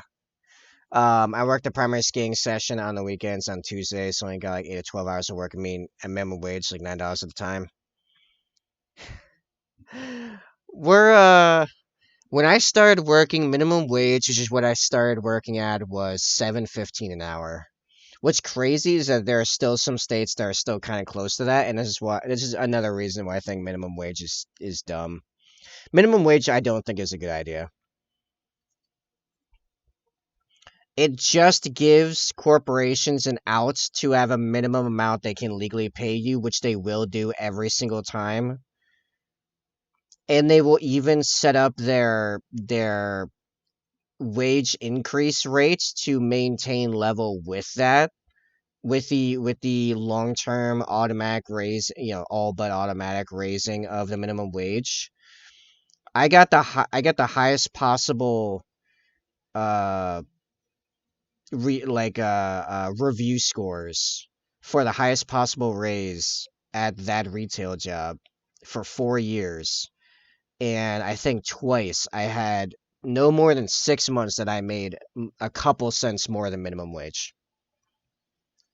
That's so garbage. It removes all real motivation on both sides of the argument, employees and employers, because that means employers that are large enough to do it, to get away with it, have no motivation to pay better rates and thus pull in the more motivated employees that are willing to go the extra mile for that better pay and thus create a better environment for everyone. And the employees have no motivation to do better. Hey, faces bases. Oi, oi, painting web dev. Hope you are well. Yeah, I'm doing pretty good. There's no more water on my floor. This is why people only give 2 weeks notice 68% of the time now. Yeah.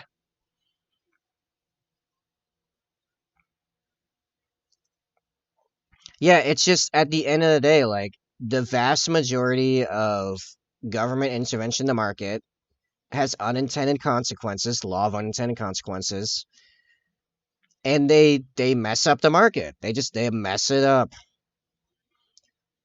Corporate giganticism that we have right now is only possible because of several specific governmental actions. It has nothing to do with the market. It has to do with the game that the market has been structured into. Halfway through 12 weeks notice and it's painful. 12 weeks notice, I'd walk out at that point. I ain't win. If I want out, it ain't lasting 12 weeks. No chance in hell. I didn't give 2 weeks for my last job, but Lou just went, I'm over and left quit mid shift. They wouldn't warn you if they fired you. Why do it for them? Yeah, no, seriously. I did 2 weeks. I did 2 weeks on the retail job because I knew that my reputation there was such that I could get that job back like that if I was ever in that much of a pinch. and I did it on the other job kind of for the same reason. But but at the end of the day, I work as hard as I do to make sure I never have to get a normal job again anyway. I think if you have the motivation to become self-employed, be self-employed, take the power back in your hands. But if you like being employed, then you should know how to handle the companies that you work for.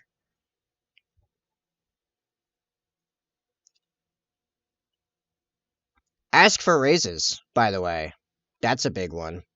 If you're in a position where you cannot ask for raises, you are in a bad position and should move to somewhere where you can't ask for raises and then ask for raises. Seriously. I need 3 months salary as a buffer, truth be told, especially if you deducted training course fees. That's I did 1 week for my new job, wanted me right away, but also went screw them as they screwed you for so long. Wow. Best way to get a raise is to move jobs. Yeah.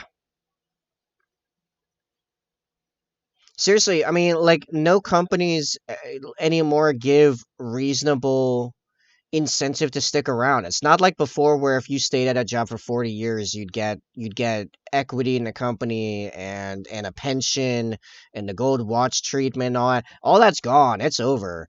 So like there's no incentive to stick around in a bad place. So punish the bad place by removing your skill set and capabilities from their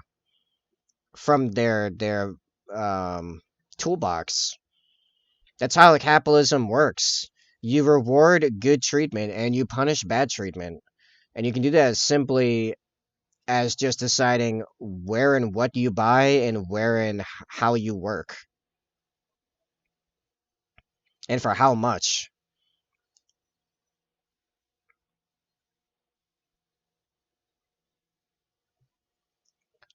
For a $50 raise, moving job.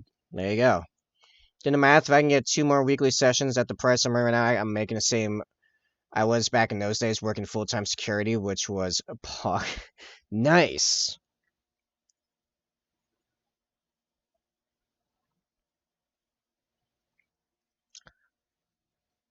We are looking at about a month or maybe not a month, maybe like the beginning of April. April. I think I might be ready for the next big move for the stream, which will be an experiment. It might not even work at this point. We'll see. Well, I got Plasma sending me commissions for now. I've been planning on moving the stream to the art category for a little while now. Once I got a high enough average viewer rate to jump past most of the people in there. I think we're almost at that point. On a good stream, I'm usually high single digits, which is the majority of the streams in there. The big coding project, that's actually already started. I cannot stream that. That is a government website. I absolutely cannot stream that.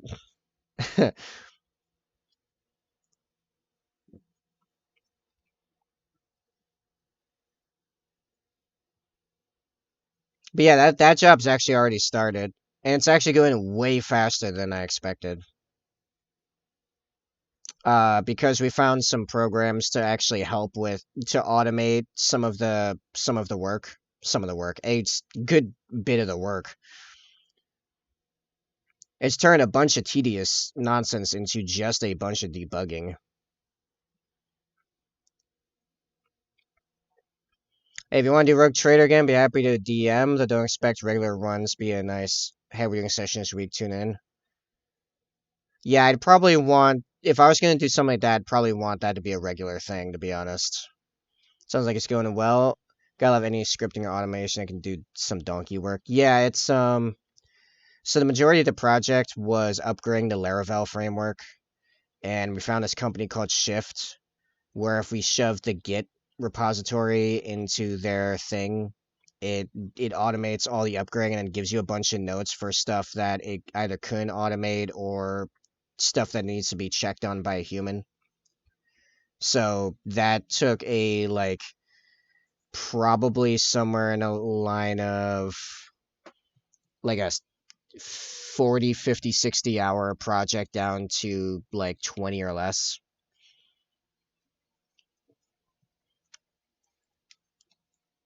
I don't think anyone could shift those because they're just literally the cancerous balls from South Park.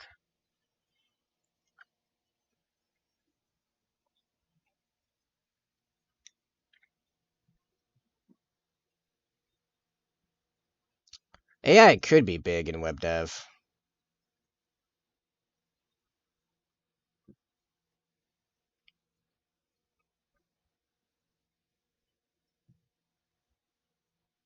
I need the Wicked emote. There's like a bunch of emotes I want to add, actually. They're not even like table based. I probably should get on that at some point. I don't know.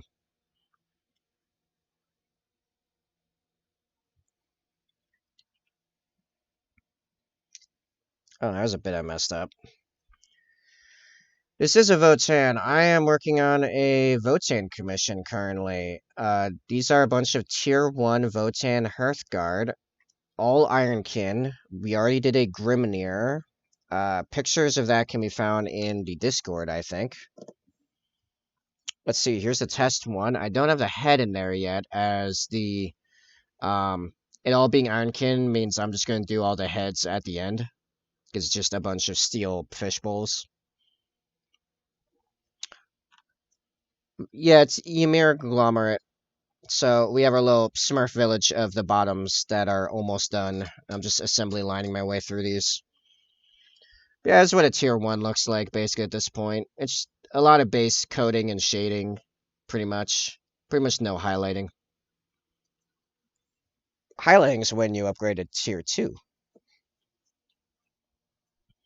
Tier 3 is where it starts getting fancy, and tier 4 is when I start actually making money.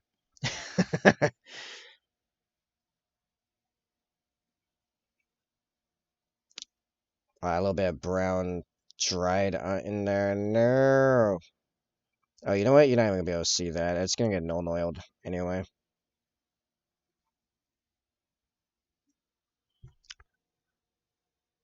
Which tier is tartan? What do you mean by tartan? What?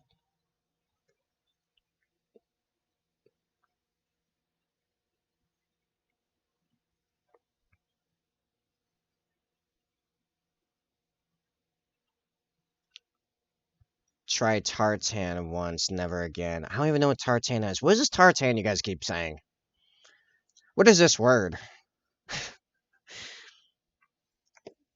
One more belt. I can be done with Mornfang Brown. Thank God.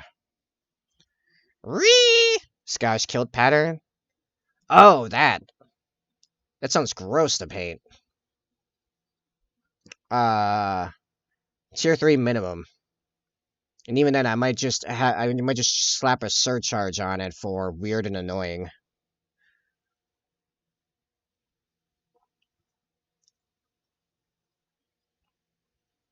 Sorry, you couldn't handle a Scottish redhead if you tried.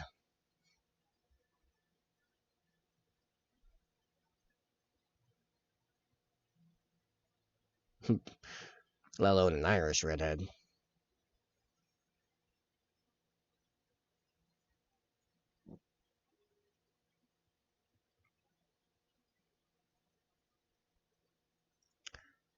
Sorry, I have that blood in me.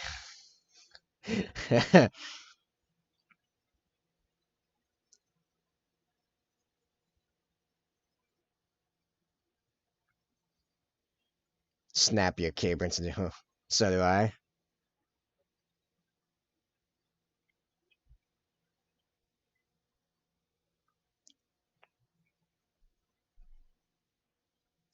Coon.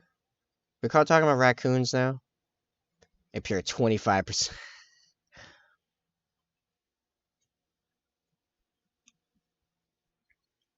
I don't remember what my percentage in those are. I know I'm predominantly English, actually. Yeah, this. My family's actually doing a whole proper um corned beef hash with the cabbage and everything, and I will be eating Factor 75 because it's the last meal on the last stream of no, second to last meal, last two meals of the last Factor 75 food on the last Factor 75 sponsor stream. So I'll be here painting and then eating Factor 75 food. Use the link, get some delicious food, make me money.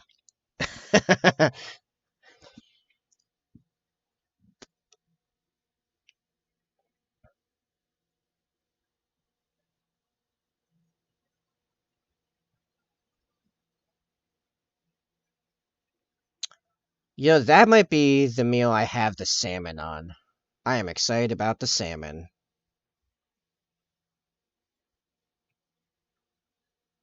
Well, St. Patty's Day salmon. That's what we'll do.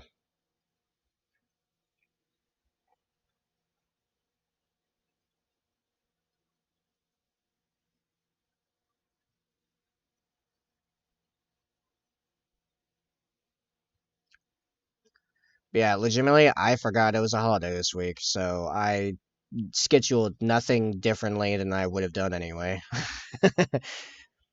I was just like, one day, I was like, huh, there's a lot of corned beef hash in the fridge. And Mom was like, yeah, it's St. Patty's Day this week. I'm like, wait, what? Excuse me?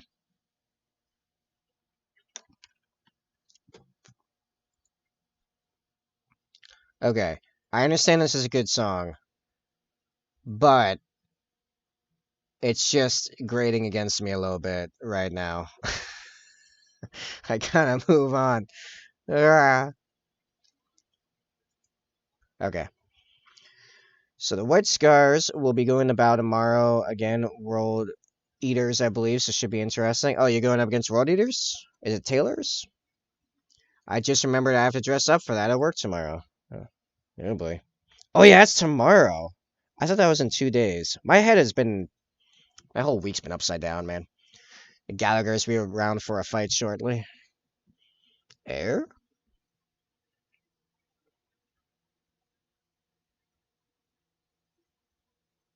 Oh yeah, Sai, are you excited, by the way? I'm gonna let you try to guess what I'm talking about. You should be excited, though.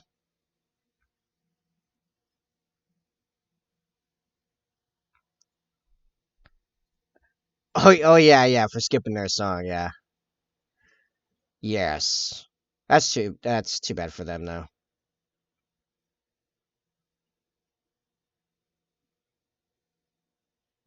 You built your first scythe, dude?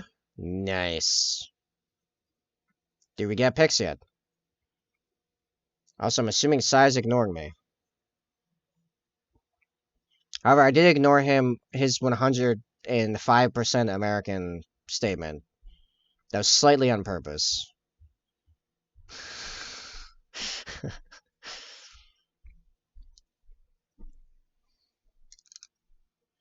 Oh yeah, I have three things in Discord, so I might actually be one of the Scythe people for all I know.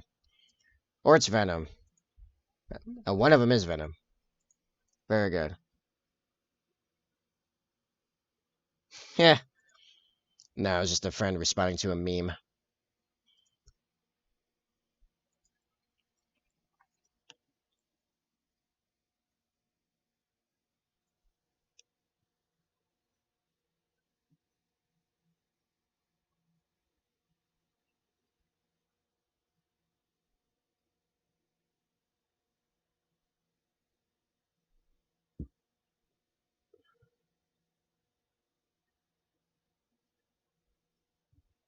Just gotta add skulls now, but I can send what I've got. Cool. Right, I'm also gonna do some errands before bed. Project today is good. Thanks for hanging out, faces. I'm I am glad we touched base. Catch you next time, man. Hope you have a great one.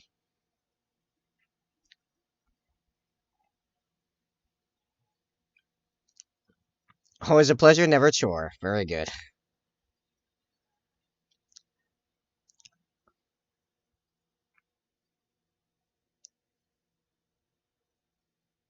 It better be. Sai's still ignoring me. How dare he?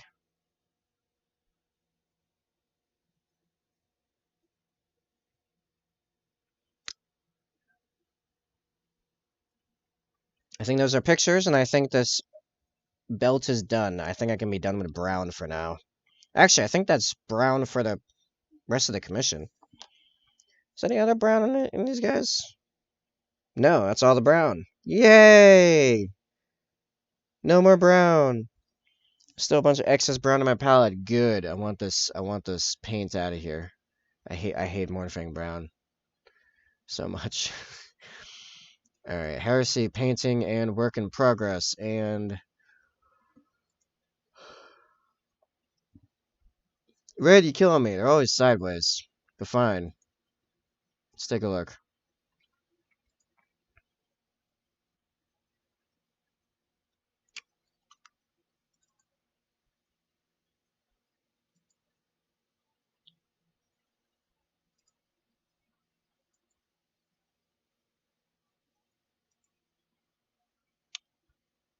Why? Oh yeah, because of size connect 4 shenanigans. Alright, what do we got here?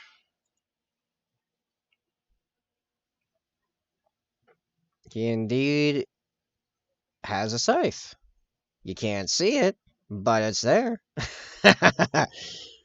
Cool.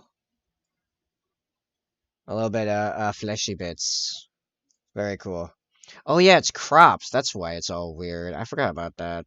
Yeah, you can blame Psy for all that nonsense. Psy trying to play games with my point rewards. Cost him 40k points. Serves him right. How dare he? Mmm.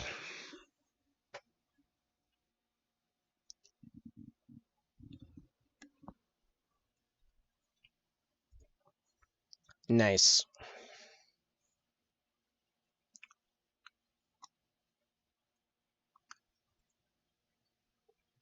I feel like I need to pull this radio station back under control.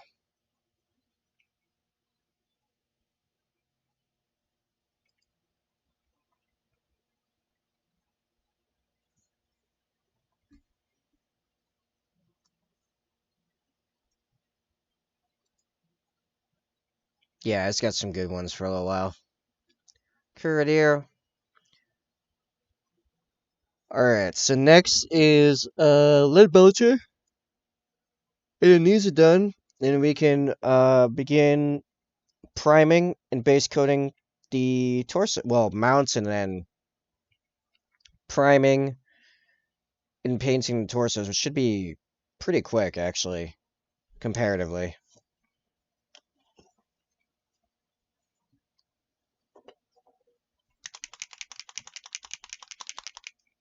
Alright, why am I using the war painter? Use the actual lead belcher.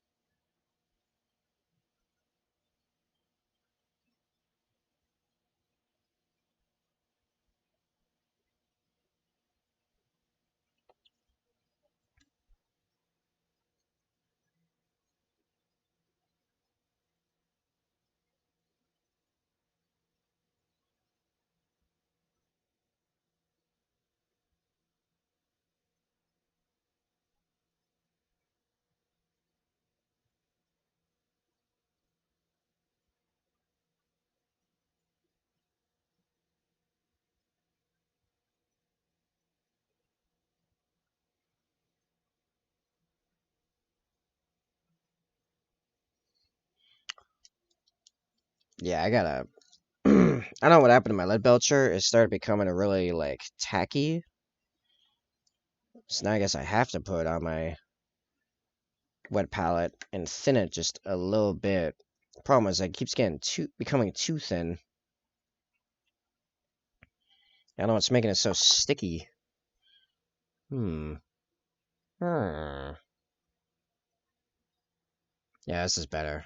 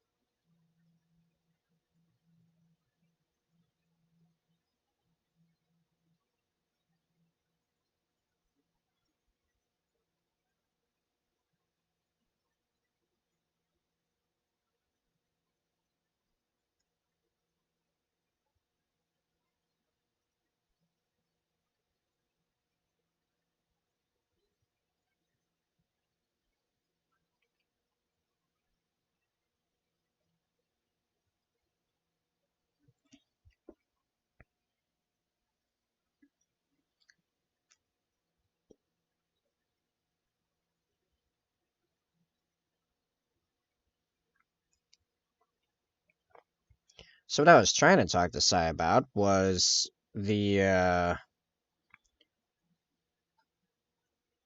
teaser about the Tyranids.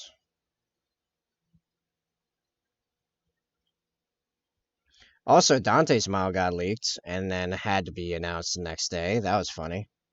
I did not read the article yet. But we have a Primaris Commander Dante, which took long enough, seeing that it was mentioned back in Devastation of Ball. But yeah, good for Blood Angels players. Mine looks great too, honestly.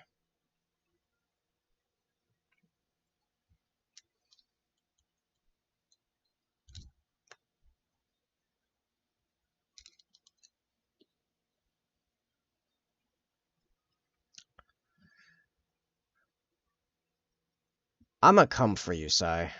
I'm gonna come after you, wherever you are.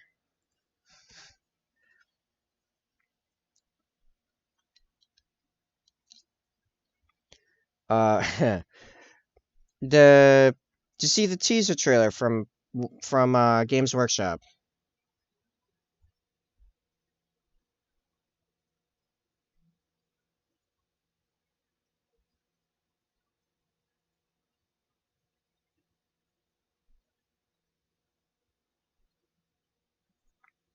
Oh, you should. It's real quick.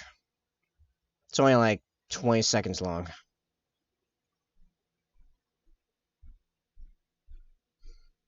It's actually strangely, like, additionally relevant when I stop and think about it.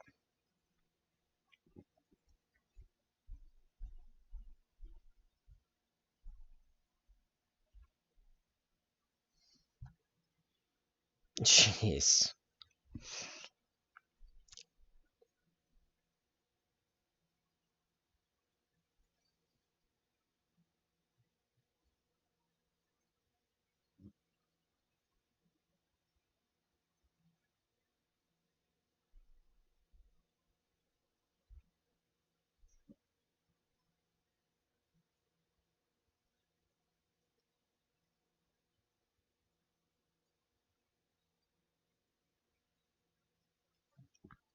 At least one of these shorts is gonna be like some mobile game at the bottom and a Family Guy clip at the top. So technically 4 YouTube shorts.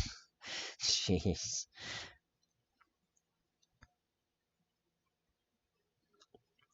I swear, Psy makes me want to drink.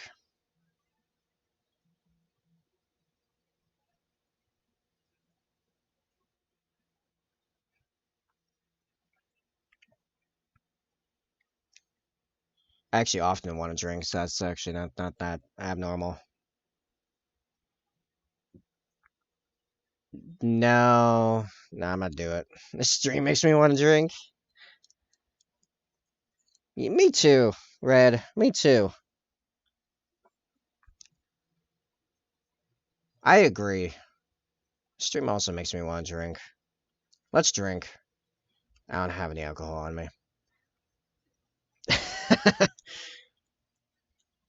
You know what would go great with that drink? A Factor 75 meal. You should get your first box at 50% off. That's because you haven't tried it yet, Plasma. That's what I was like. Then I tried it. But I tried good stuff. I didn't try beer. Beer's a waste. Beer is a completely waste of time. Well played. Yeah, what did you try though? Because you know what got me into drinking? Ciders. Ciders. Good. Downy cider. It was great. It's like an apple soda. Then you start feeling funny. Now I drink flavored alcohol that tastes like Reese's peanut butter cups. Flavored alcohol. Flavored whiskey that tastes like peanut butter cups.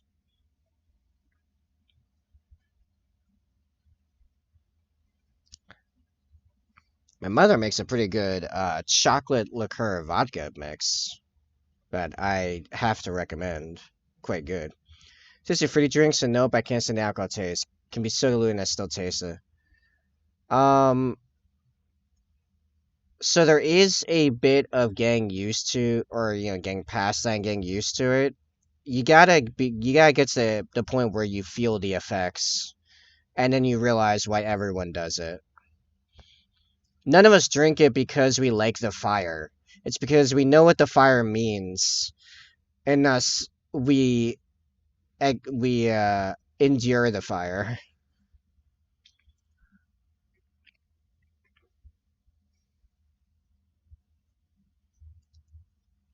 You want me to watch a 2 minute clip of One Piece?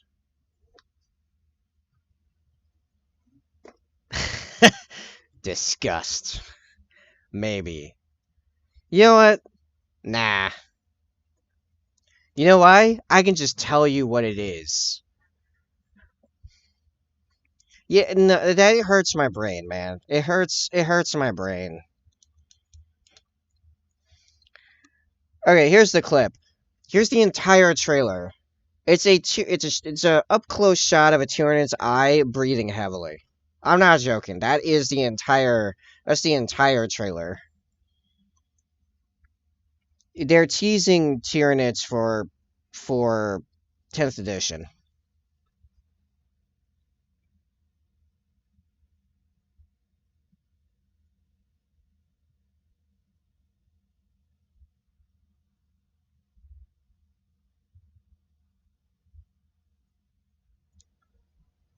I demand new Tyrannifex model. Yeah, right. It shows you how dinosaurs actually worked back in the day. Facts. That scares me because I have such a soft spot for dinosaurs.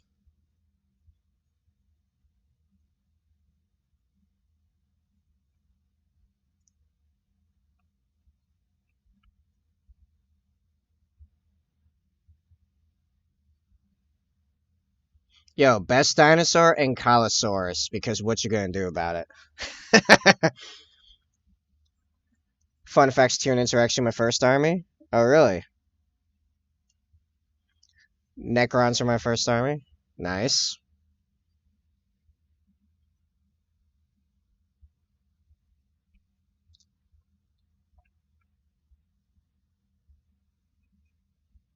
Subfire. Yes, we know you want it. We know you like it. It's okay.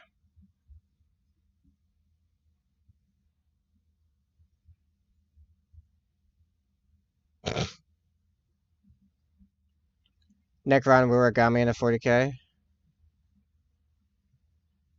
Oh yeah, yeah. Wasn't that 7th and the 8th that they did that, or was that 6th and the 7th that they added all the new Necron lore? It used to just be like space space zombies, pretty much. Space Terminator zombies, 7th edition, right? I love how you don't find it weird with me doing this first thing when I come in. Um, I am pretty certain I'm a fair bit older than you, and I grew up back in the actual Wild West days of the internet. That is not anywhere near as weird as you think it is in relation. Even today, I can be found in places where not me, in fact, not even the people I usually associate with, but other people in the server can come in into conversations starting with something something genocide. It's just like, what? I'm just gonna come in and sit down and just gonna start with that? Like, just gonna open with genocide? It's just like, what? I'm not even talking about Warhammer genocide. I'm talking about like reference to real life genocide or calling for genocide. It's just like, what even? Um, yeah.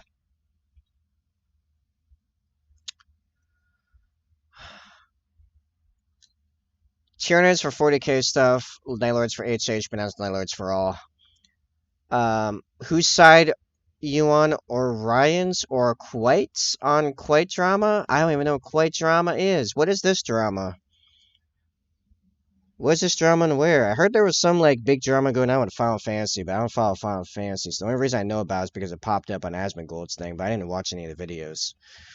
So what's this drama about?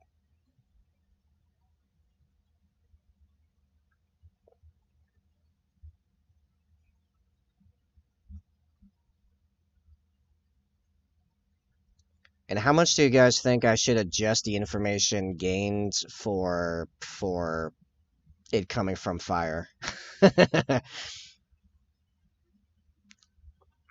Wait, I'm gonna find an explanation video. Okay. Are we gonna do some drama react, guys? Is that what we're doing? I'll react to that. I won't react to One Piece, but I'll react to some drama, some internet drama. Sai, you can take your seething and throw a bowl at it, just like cereal.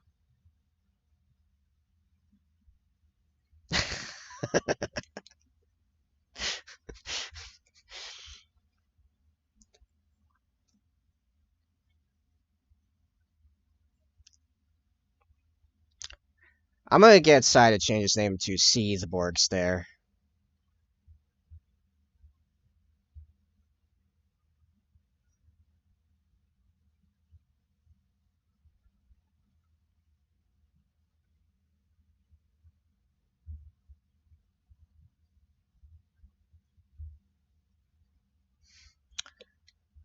Sub 76. What, the under drivers are giving healthcare coverage people. The under drivers? What the under? Drivers are giving healthcare coverage. People are mad because now there's an extra fee. $10 burrito bowl is now 30. Or Uber drivers are given healthcare coverage. People are mad because now there's an extra fee. $10 burrito bowl is now $30 after fees. Wow.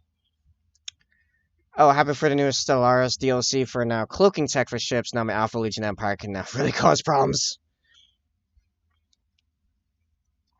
You know what Sci-Fi 4X that no one cares about that has stealth tech? Sword of the Stars. You know what space fighting space fighter flight game that's free to play and still is active and is really good as stealth tech? Star Conflict. Oh yeah, Red, I gotta talk to you about Star Conflict after we find out what's up with this internet drama stuff. Plus you have to tip. Wow. See, guys, that's why you need to just get Factor 75 because it goes right to your house and the shipping is very reasonable. 50% off your first order. Takes like a 46, I think, $46 box for 6 meals to like 55 bucks. At least it was to get to me in New England. It's pretty good. All right, no one's discussing it, so here's the first. Yeah, none of us. I don't think anyone here knows what this is. This quite drama. Um, what realm of the internet is this in? Like, which community cares about this? Is probably the first thing I want to know.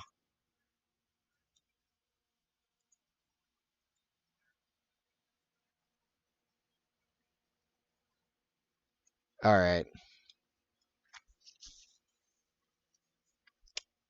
YouTuber quite okay. Oh wow, this is a whole thing. All right. Oh, this gets spicy. Okay.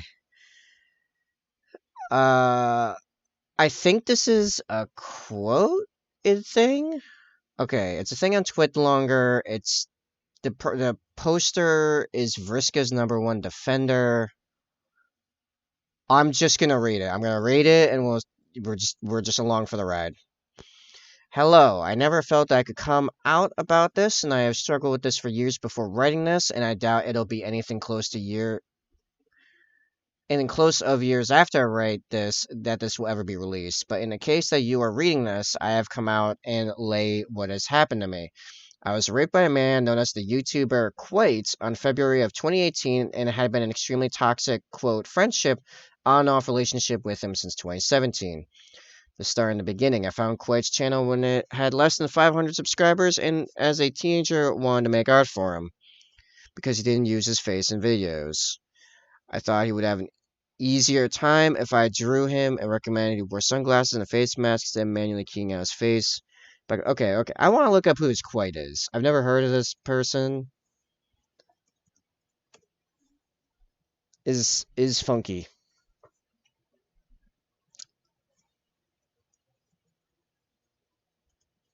Quite. Is anyone else following this? Quite. 1.92 million subscribers now, and he makes. Okay, there's a lot of like drama videos about this, but then what is this content about? There's just a lot of okay. He's a YouTube drama poster. They're all they're all videos about drama. This is just in the drama zone of YouTube. Okay, so it's drama about drama. It's all right. That's kind of dumb. Quite literally had to stop being a faceless YouTuber because his drama might quit YouTube. Well, from the looks of his YouTube like feed, like all his videos, it's all about like nonsense drama posts about like different dramas.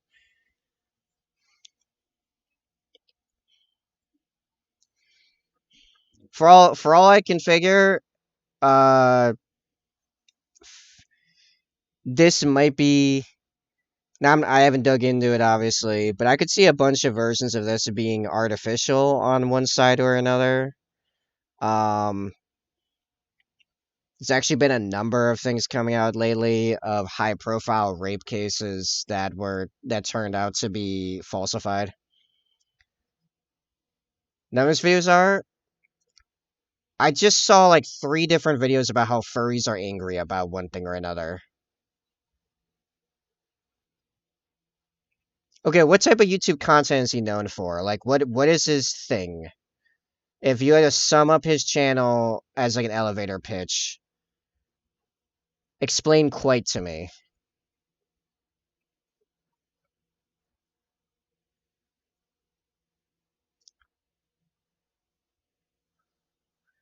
Okay? And I've seen someone made a 40-minute video trying to explain how um Elden Ring is a PvP game. He's a gamer slash meme reviewer. Okay.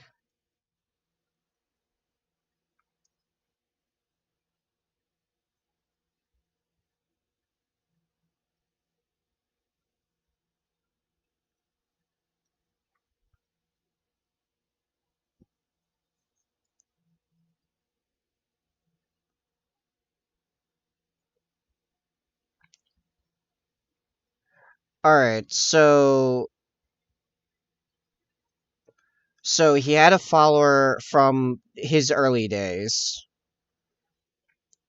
that made him some art, and it turned and then allegedly it turned into something more into a friendship, and then maybe a relationship, and then rape got involved. Allegedly.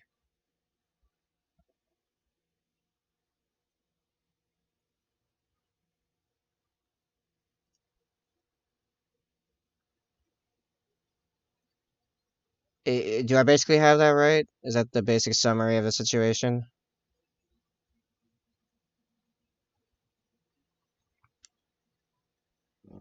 Quite.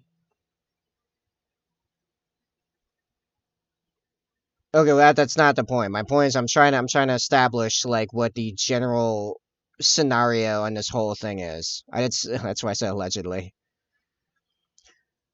See, here's the thing. Something of that complexity, for me to like take an actual stance on something, I'd need to actually know a lot about the situation and about the character of the people involved. I don't know any of these people from a lay post.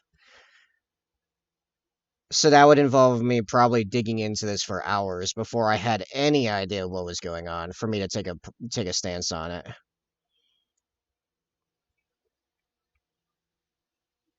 So I don't think I can really answer your question, really. Right. Well, that's the accusation, right? And the accusation is that right, it turned into all that. Yeah, I got that from the first paragraph of the post.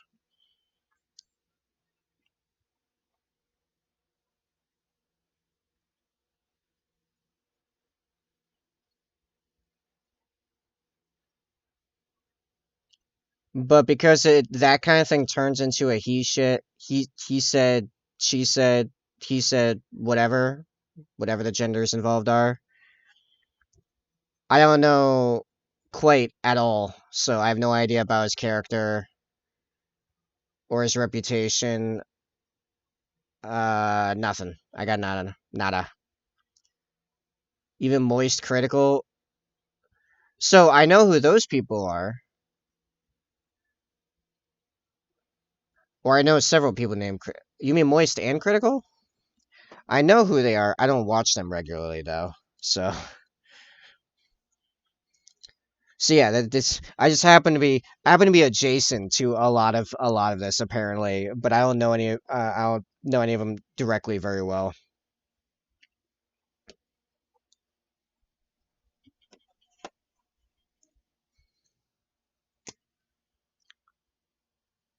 Moist Critical as Penguin's ear. Oh, maybe I'm thinking of two. I'm thinking of two different other people entirely. Never mind. So I'm not even adjacent to this. I'm just off on my own in my own completely separate section of the internet. See, I got nothing for you.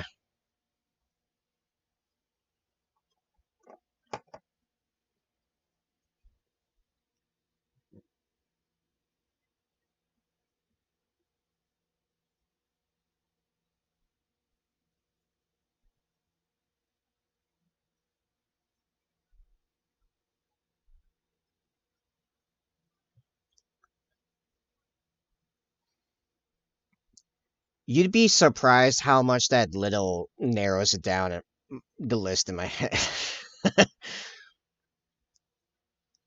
As far as just people that just say that, by the way. But no, I think I know who that is, but I mean, that in itself shows how I don't watch him much, not enough for it to mean anything.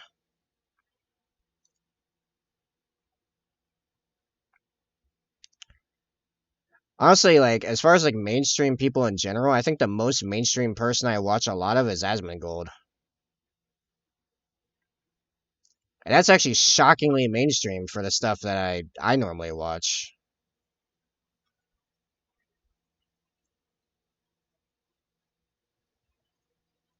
I bet I could name like 20 YouTube channels you've never heard of because they're just way off the beaten path. Oh wait, no, I also watched The Dew and Russian Badger. So I guess that's a lot more mainstream. They don't get involved in stuff like that. Oh, I have a going fire. So anyway, oh, 76, are you still here? I also have stuff for Red. If Red's still here.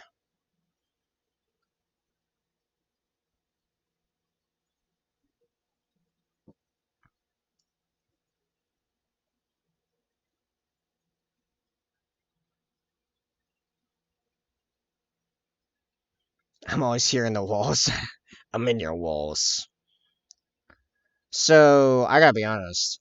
Uh, because of our conversation, I've been playing a lot more of Star Conflict.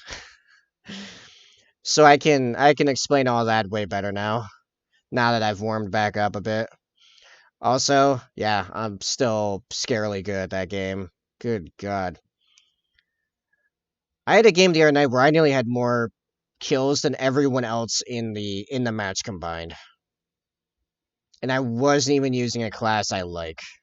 I was just grinding up. I got met on Seb's Fiona.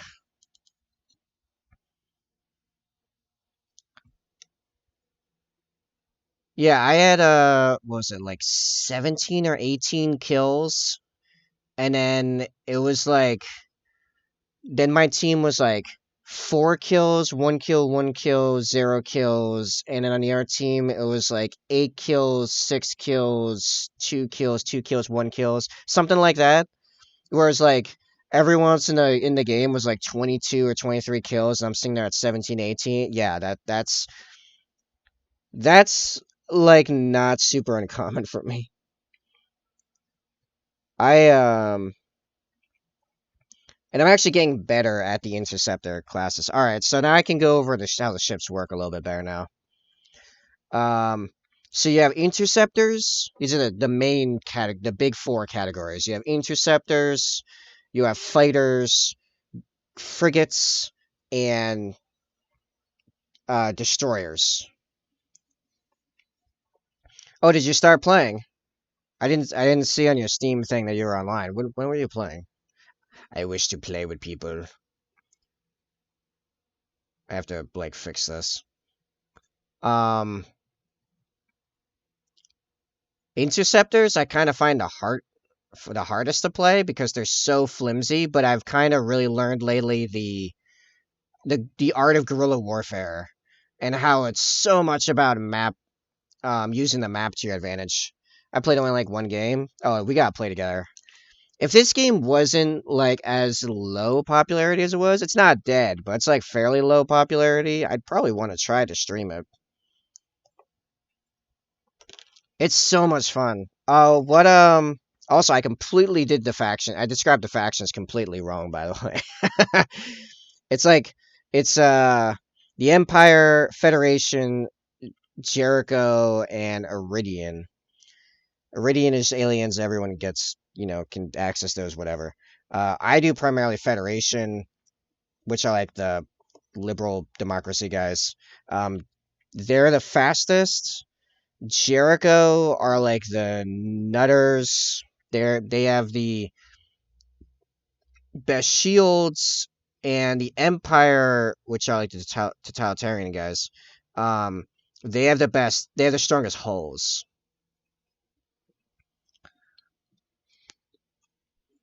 So then we have my two favorite ships are the tackler fighters and the engineer frigates. Empire it is.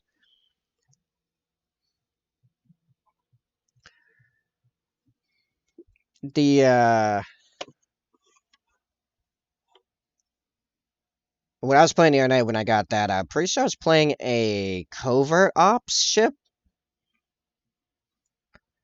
and it's just about being fast.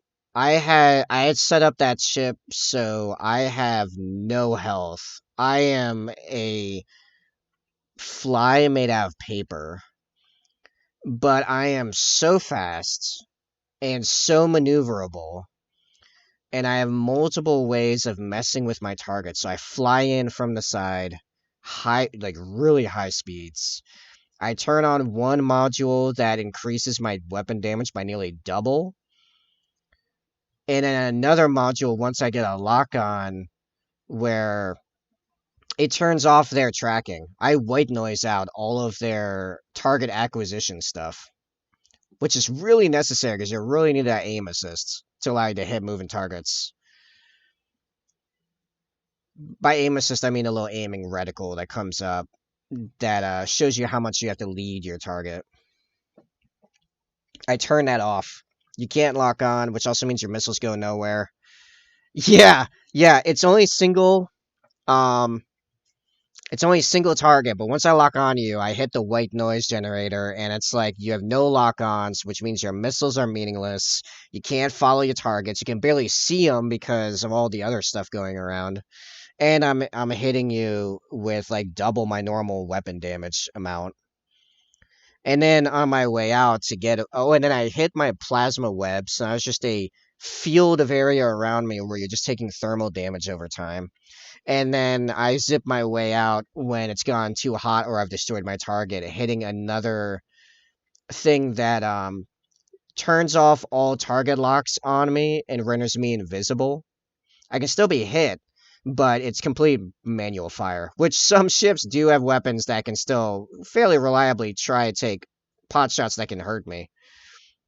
This was a shield boost to rapidly pick my shields back up while I race away and use the environment to set up another pass.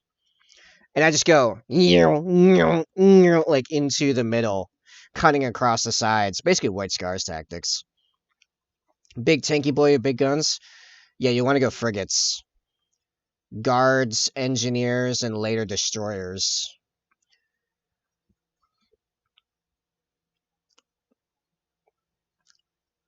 Guards, their whole thing is that they have an active shield module that massively increases their resistance to a specific weapon type.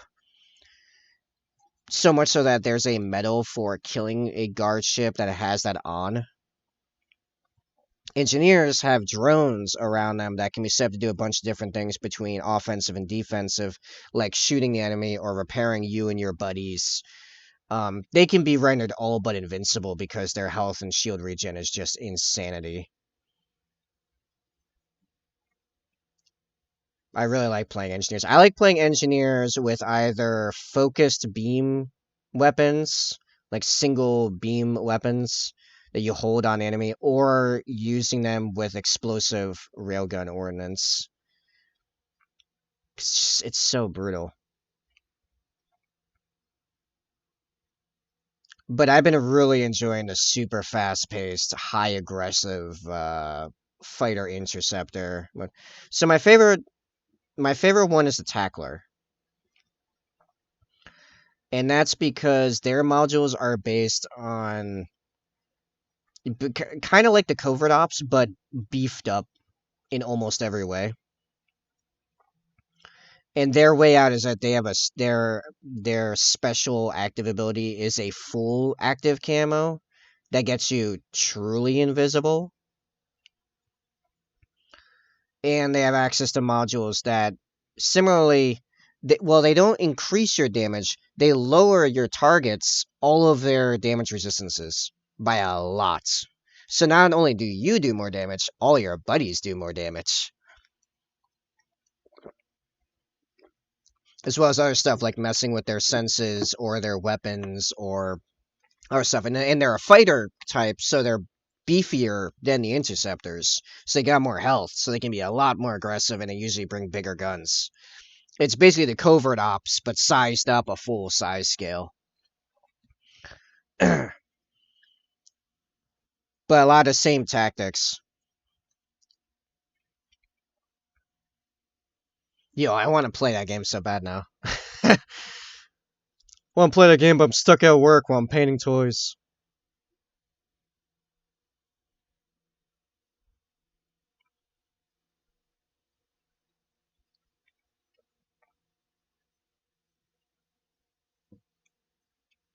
I think you'll like destroyers though. You're really slow, but you are not invincible, by the way. But you can get it where you're pretty close, or everyone ends up dead if they try to assault you.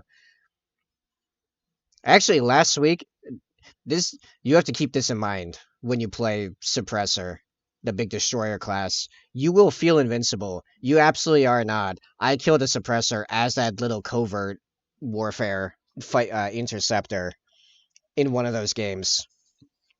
What you do is you wait until you have two suppressors battleshipping at each other, and then you race around behind the enemy one as the little covert one, and you just shoot it in shoot it in the rear for a while, and you can kill it.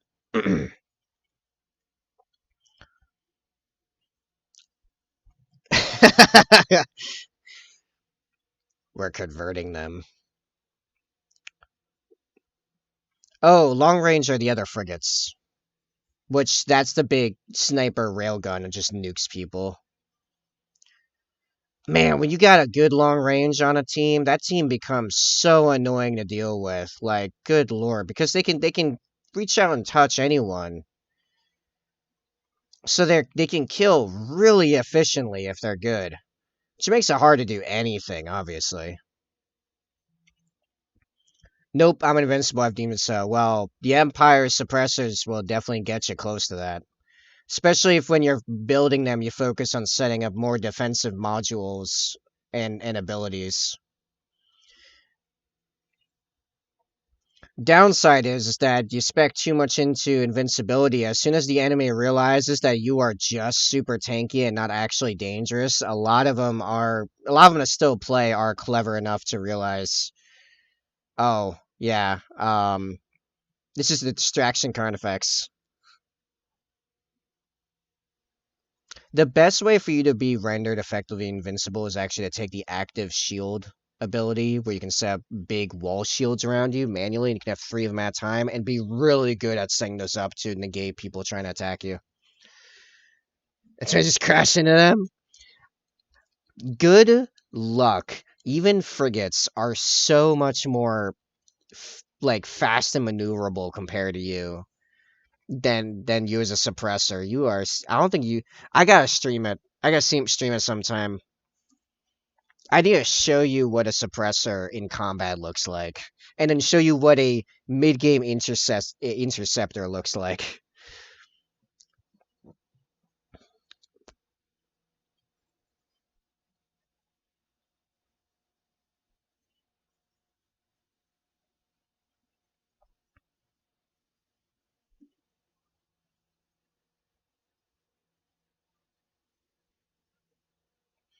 A suppressor on boost.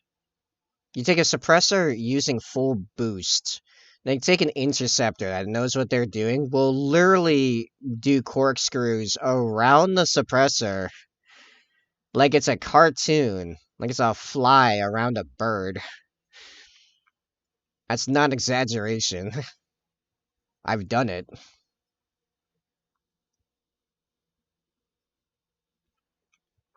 If you crash into someone, it's because the other person screwed up.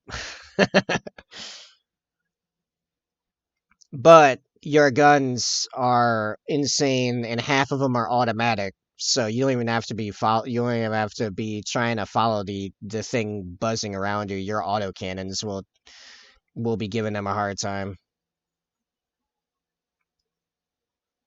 Oh man, I want to play Star Conflict so much now. Mm, it's bad. I want to murder people, and man, will I murder people.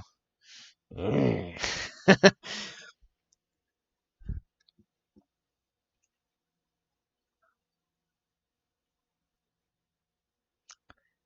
It's so fast. It's such an adrenaline high.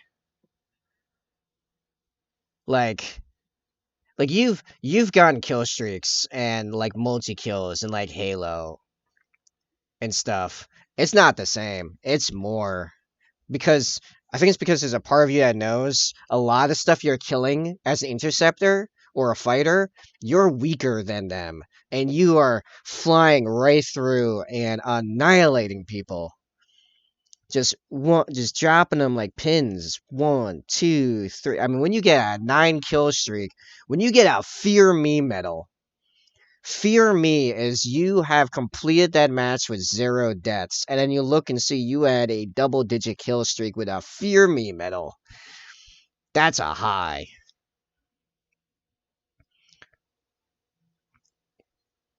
Like you may have killed their entire team twice over in a single life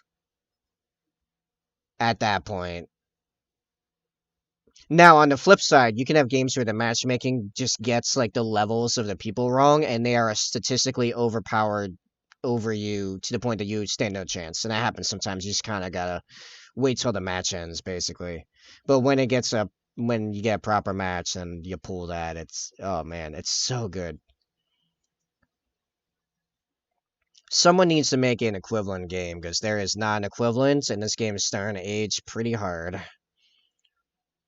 Not in comparison to everyone else, just everyone else just not playing it as much. How many people are playing it right now? I want to look. I mean, granted, this is 4:45 on a Thursday, so but still.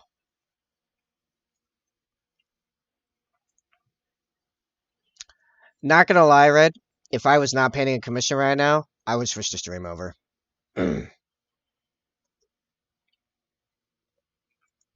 Let's see, where are the stats? Community Hub?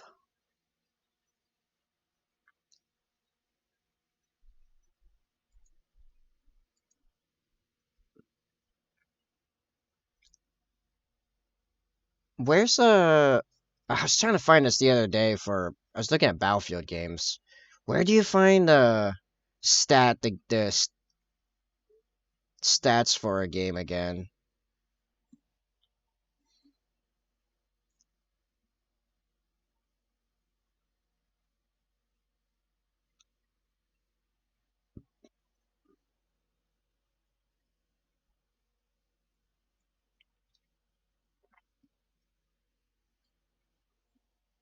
Google Steam charts to check player count.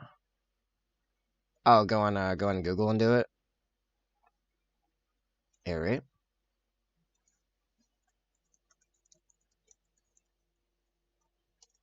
Start conflict Steam charts. Oh wow, they've gotten pretty low. Average players for the last 30 days, 140 people. What? I know it takes a minute or two to get a game, but it doesn't feel like they're peaking at 250 players. Man, that sucks. This game's so much fun. Yeah, they were regularly peaking at 1,000. Oh, wow, that was more years ago than I thought. Holy crap. When was this game at its peak?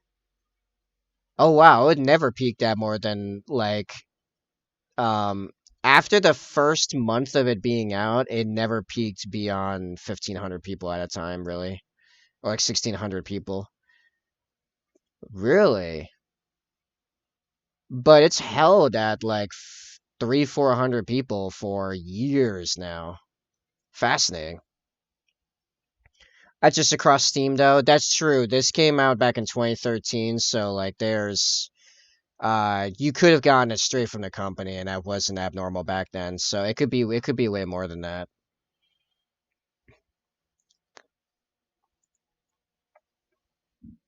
Yeah, because like yeah, it takes a couple minutes for me to find a match, but it's not like it doesn't feel like a dead game, you know?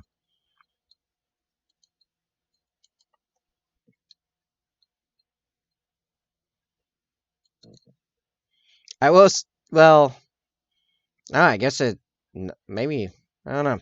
I was thinking like the free roam feels a little bit more empty than it used to, but also an extremely large map, so it's not that surprising anyway.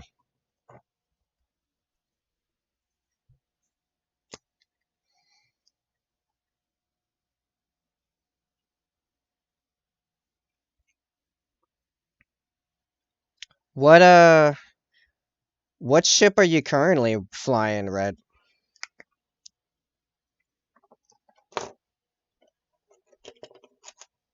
I'd assume it's like an axe or something like that. One of the early Empire ships.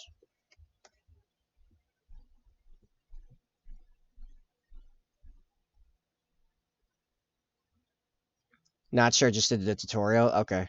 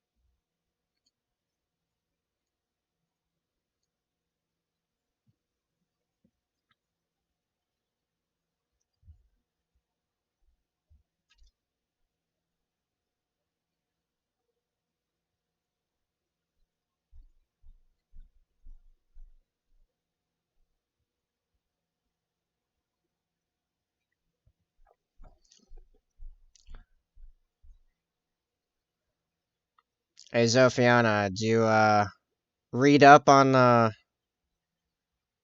yeah, I don't think I've sent you the list actually. Hold on. I need to actually send Zophiana a list so they can start studying.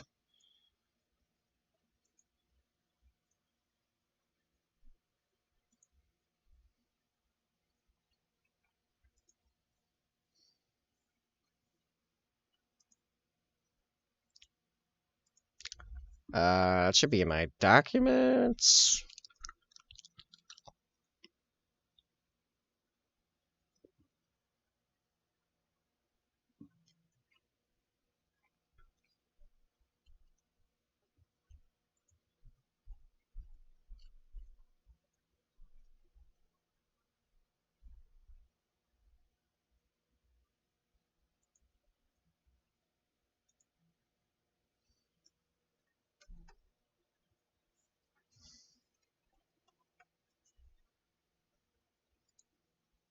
Okay.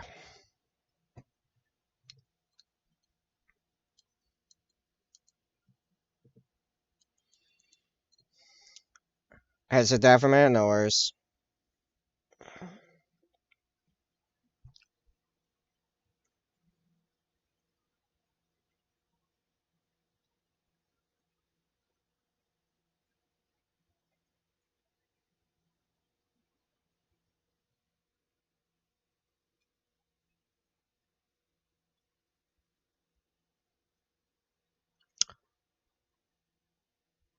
Yeah, I need to get a second proper PC so I can stream games. So I just realized a game like that, if you got any lag at all, it's not gonna be fun to watch, and it's gonna be nightmarish to play at the speeds I play at, and no bueno.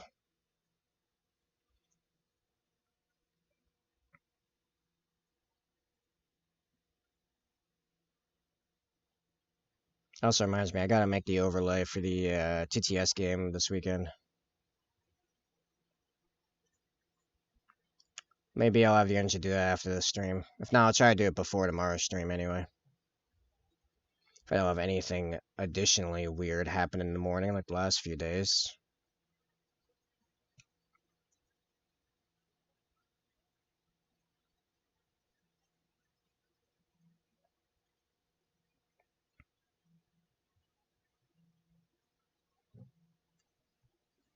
Alright.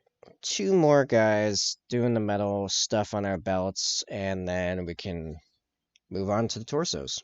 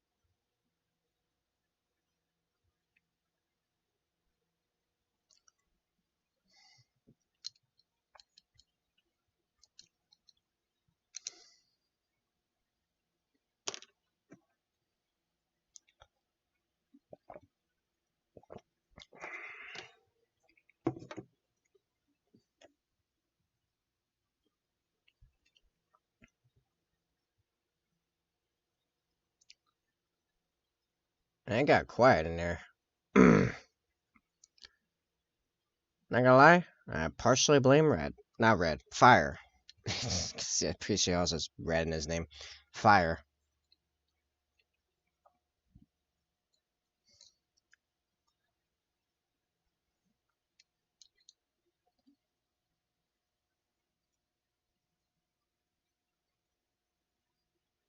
I got distracted. I saw some shiny. No, no, no, you. Fire come in with the quake, whatever drama, which would have been interesting if it had been anything remotely usable as content, I guess. But I don't know anyone involved on any level, or even people adjacent to them, apparently. So, rather meaningless to me. Or something I can really comment on either.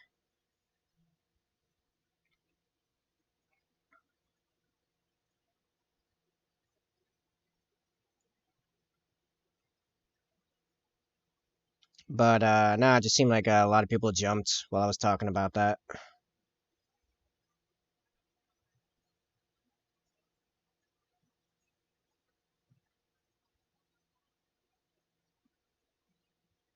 Yeah, whatever.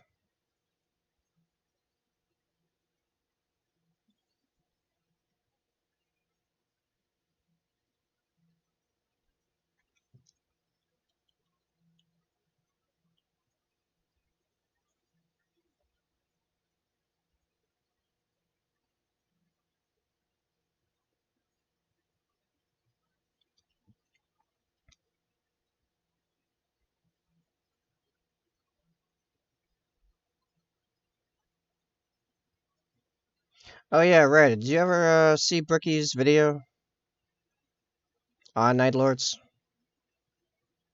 He took Night Lords to a tournament and actually did okay with them. Shockingly.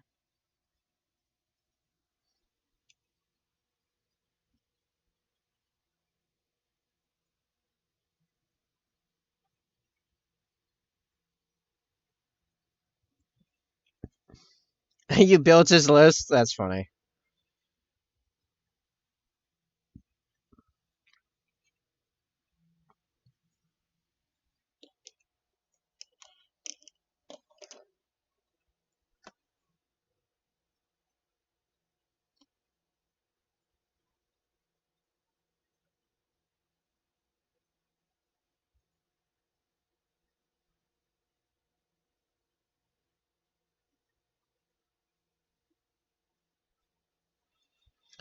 I'm gonna tell you, it feels weird not taking a sorcerer, but you really don't need to anymore. What did a sorcerer do for you before? And why don't you need that now?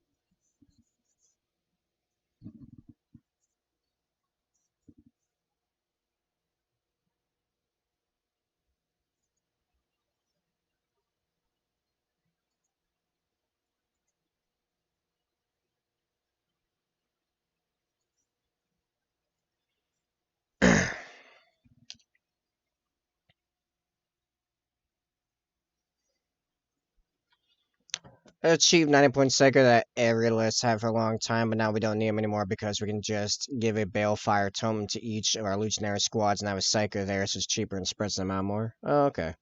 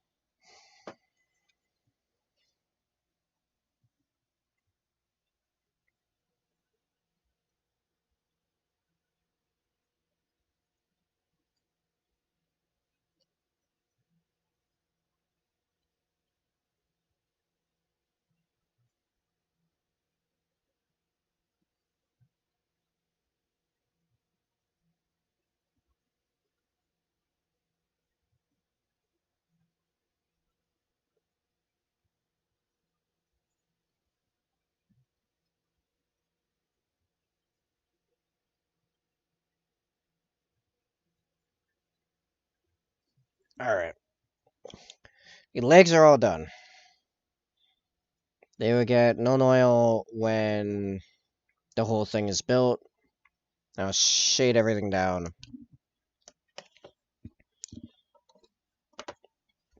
Next is actually mounting and then priming and painting the torsos. However, first I am gonna go pee. I'll be back in a couple minutes.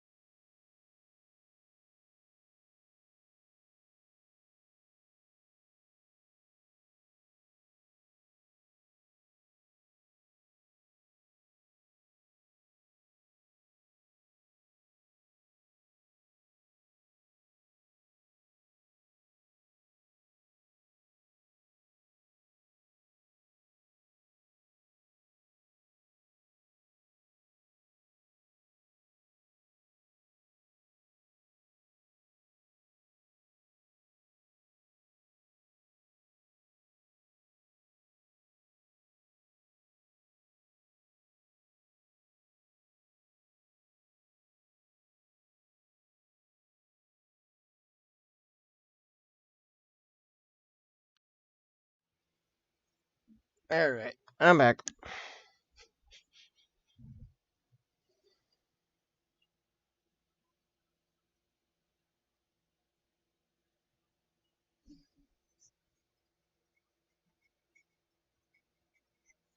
Hmm.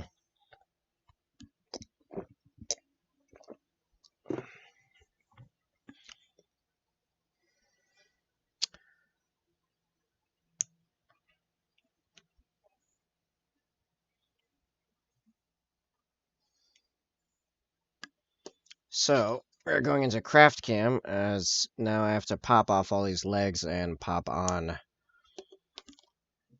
the torsos.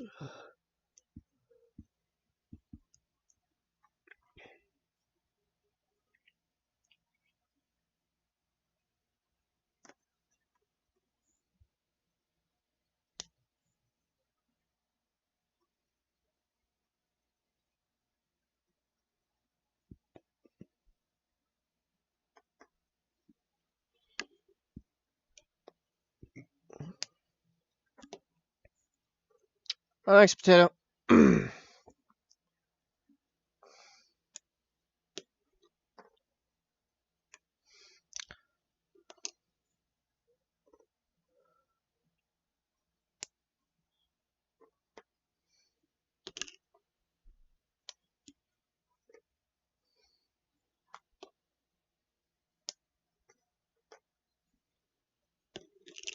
Alright.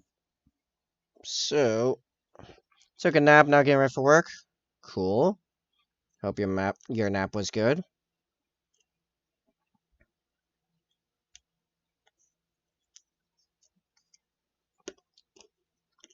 Hey, Red, when you get to the point where you can actually choose what ship you're flying, let me know. I can help you. I can describe what those ships do and what they what they're for and how they play and how you should kind of set them up. So, what was any other questions you got? Oh, that was just me. That was just me peeing. We got another 50 minutes before I have my first proper meal break, which I'm thinking we might do the taco bowl factor 75.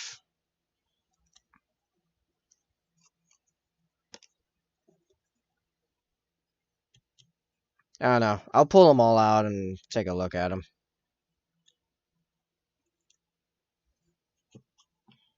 All right. So now been reset.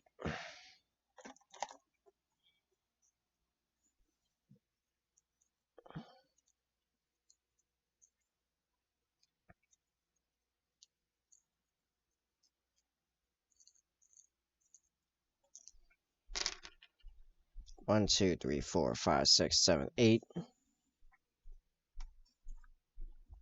9. These are all exactly the same as far as I am aware.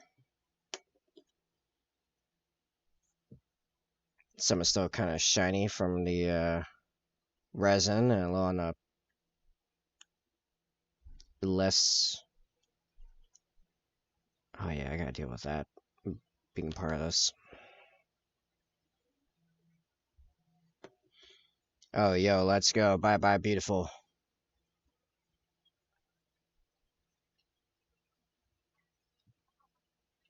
This song is how I found I wish.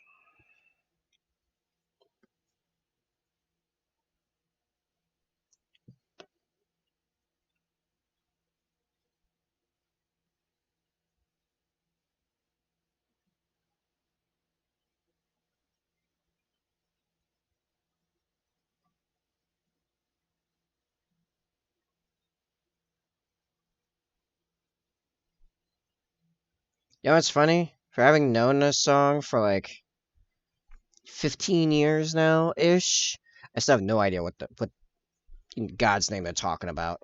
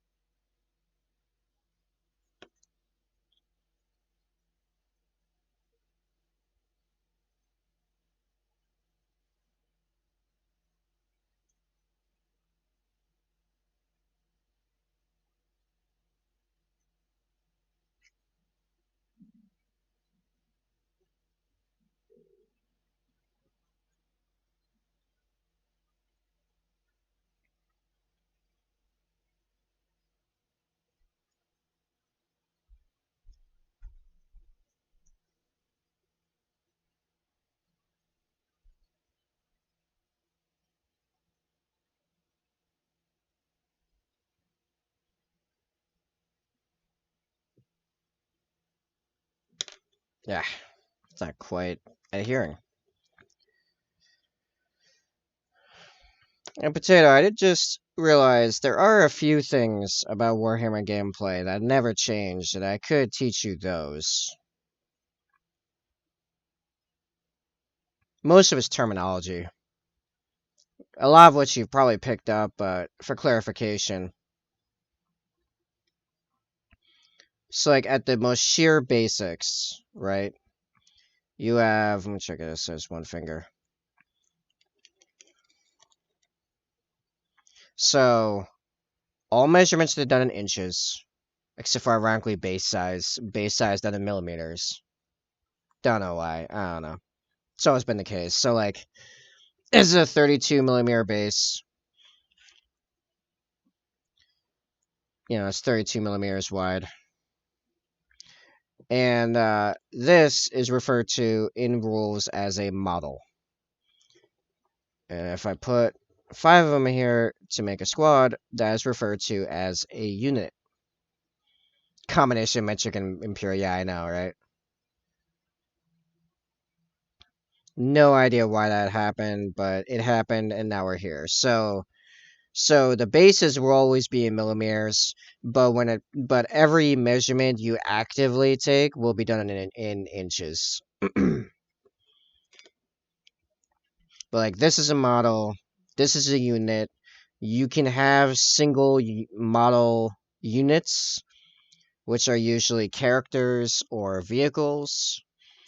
You can also have multi-character and multi-vehicle units. But a model is always referring to an individual game piece or giant birds, or you can have giant birds. The model is always in reference to a single game piece. A unit is in reference to a single, we call them data sheets, which is the block of rules for a unit. So, like, this is a unit of 5 infiltrators. 5 infiltrator model. Well, 4 infiltrator models and 1 infiltrator sergeant model. And those models make up the unit.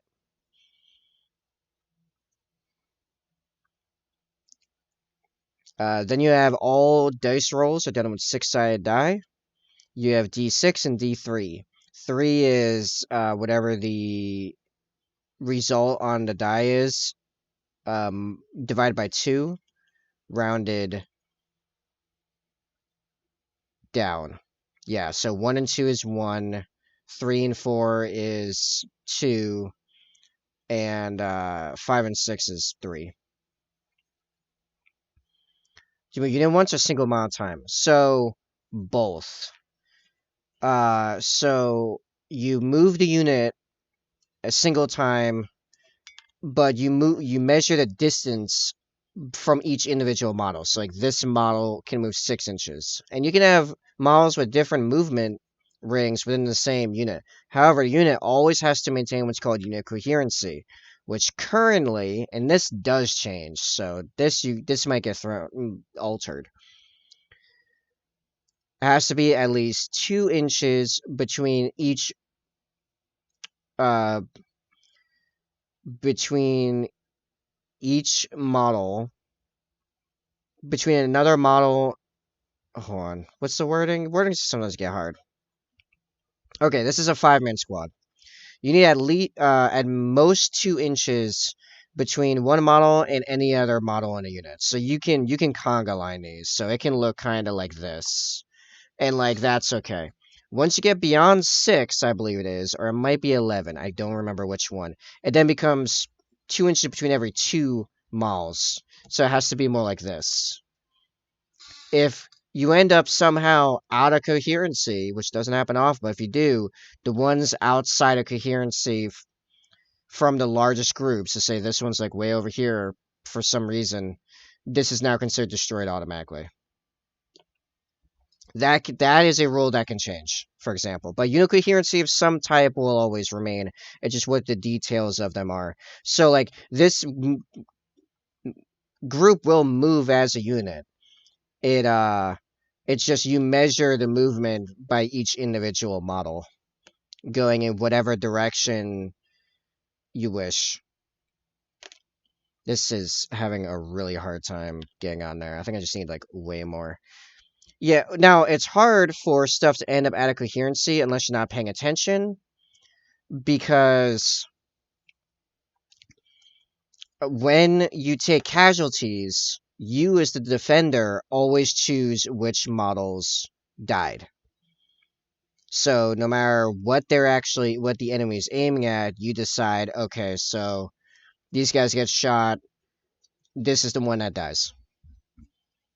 Weapon types probably won't, but they did add the weird no effect one that the Voton have.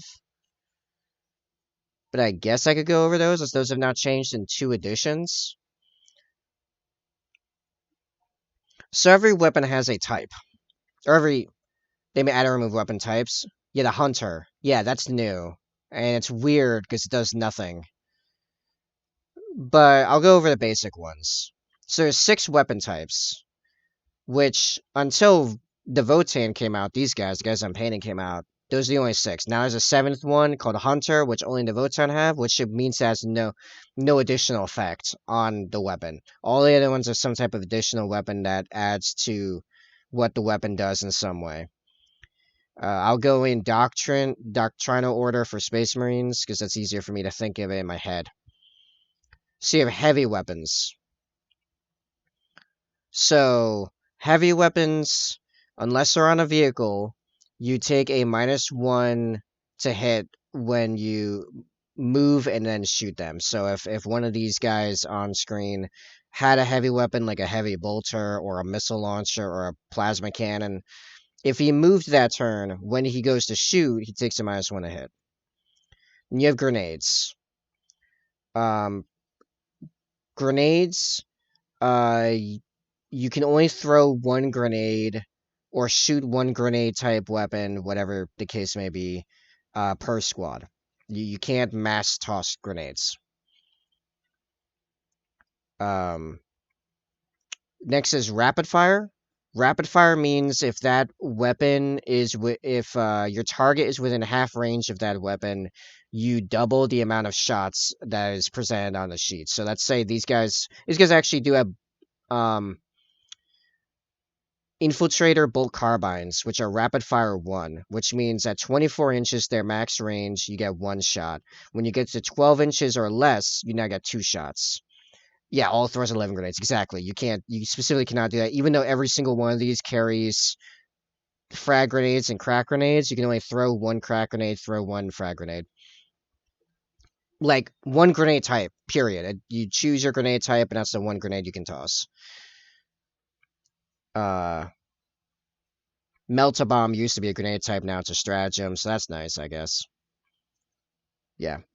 So rapid fires, you get double shooting at over half range, or under half range, sorry.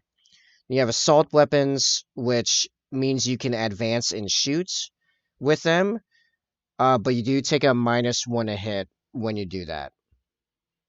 They're usually seen as nice because, generally speaking, you usually don't have to worry about them having an effect from you doing normal stuff. Now you have a hunter, which now actually means no effect. So next you have pistols. Pistols are the only ranged weapons that you can use in melee. Once you get into the fighting phase, or not in the fighting phase, but once you get into melee combat, you can still shoot pistols when the shooting phase comes up. This one torso is having such a hard time. Good lord. Someone use my code? Oh, for the factor thing? Oh, that's been there for a while. I think that might be mine, to be honest. I think that might have been my order.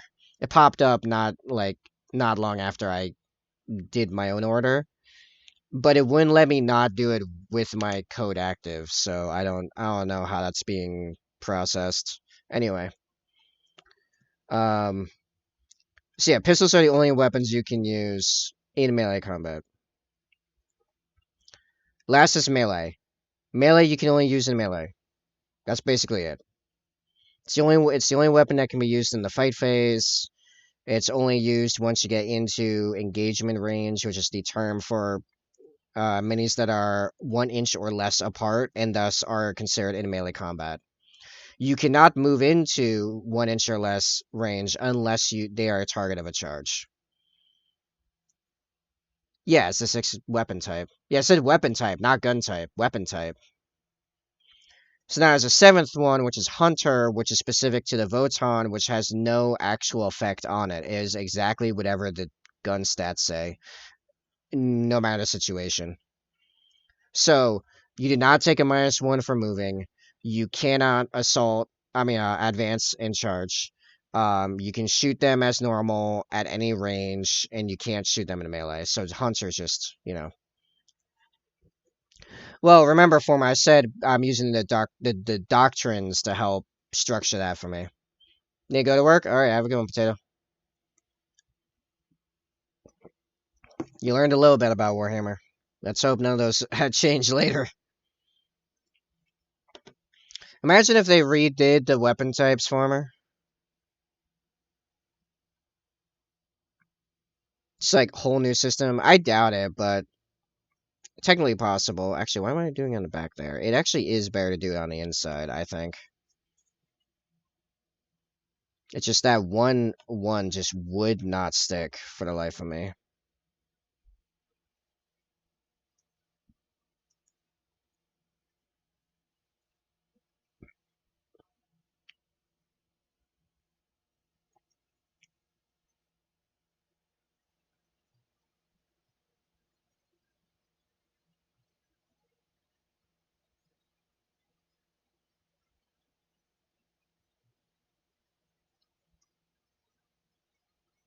I learned from the test guy, by the way, that it will be 3 rounds of airbrushing these torsos. Because I actually do have to do Wild Rider Red before the red ink. It's noticeable. It's noticeable when you put the arms on.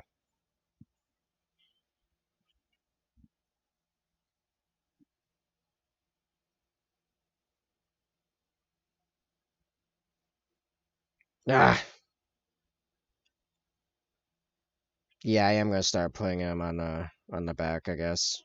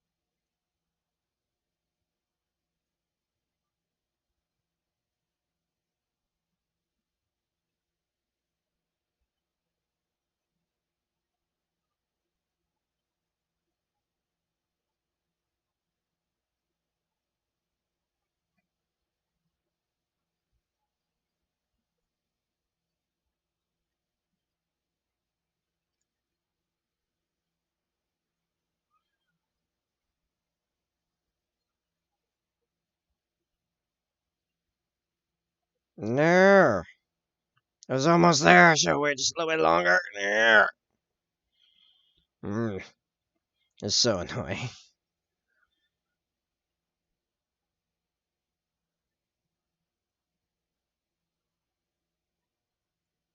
It just doesn't. Oh, you know what I'm gonna do? I'm gonna file them a little bit. I was helping with the feet. Oh, welcome back, Plasma. Oh yeah, I can move the Raven Guard out of the way as we're no longer using them as a example.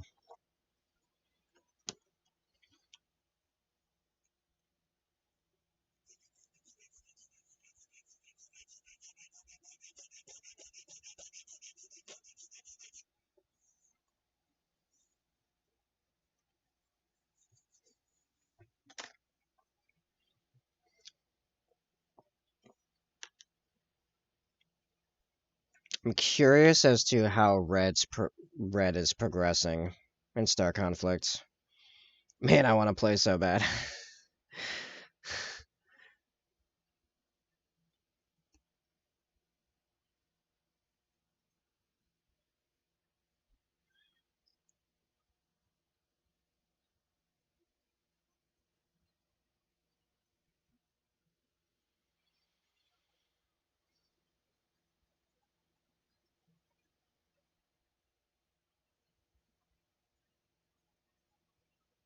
There we go. Alright, jeez. You know, I'm just gonna make that standard procedure. That's just how I'm gonna do these from now on. Try and get in the middle. Like, in theory, makes sense, but it's just so annoying to actually make it happen.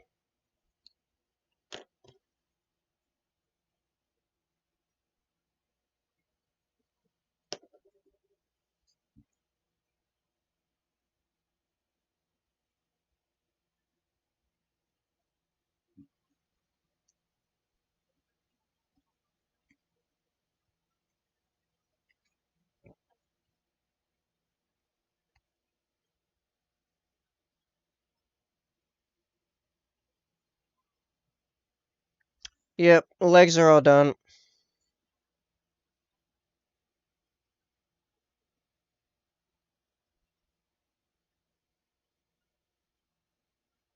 So mount these. Son of a.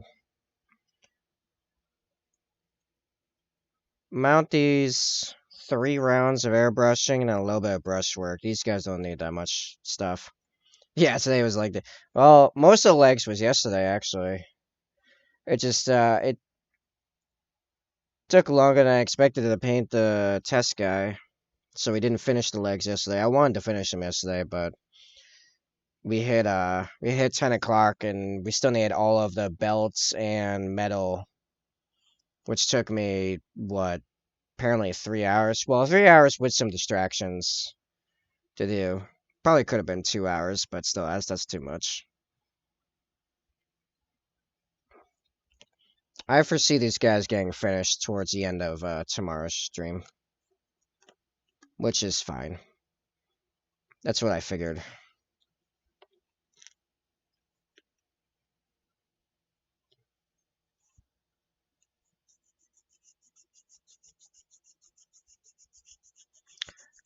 Here's the real question. Oh, if I do backpacks after the bodies, I could probably finish the backpacks today. The backpacks don't have a lot going on. So we could get 3 piece types done in the day, and then tomorrow's just arms and bases. Cool, that works. Yeah.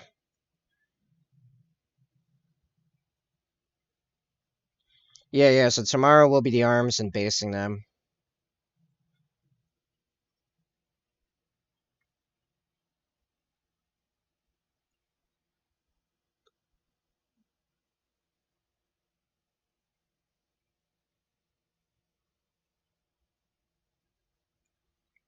5:30. Alright, 30 minutes. I'm hungry.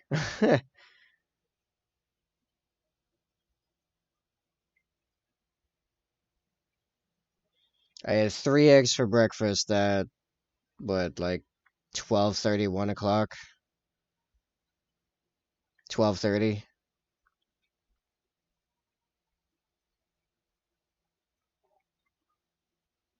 I'm always hungry for more. The question is, how aware am I of it? I can always eat more.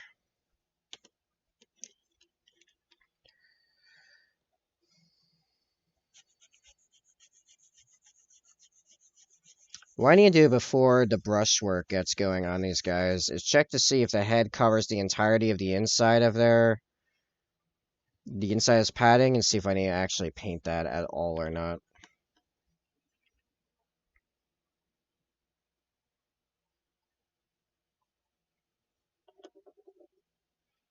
Because odds are, I probably don't even need to, which means all I have to do is paint a little bit of cloth around their sides, and then these guys are in low light a little bit, and then these guys are done, or that the chests are done. Just all airbrush.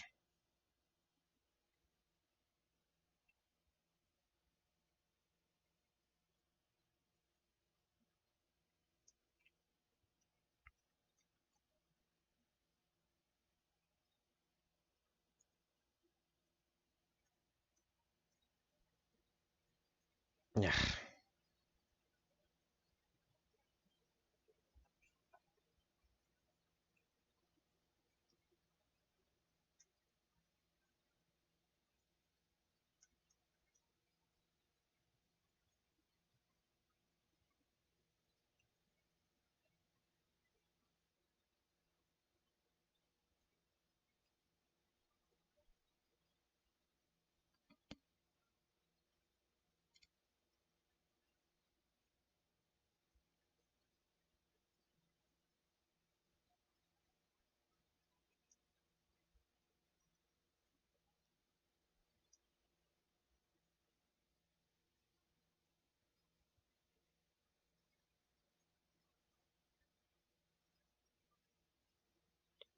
There we go.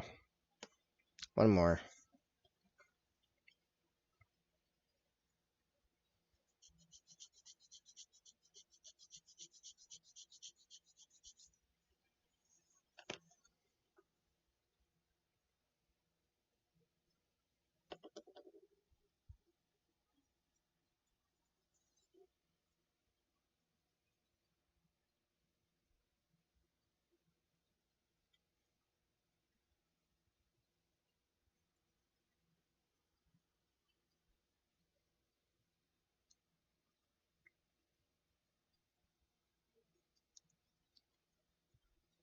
So how you doing, former?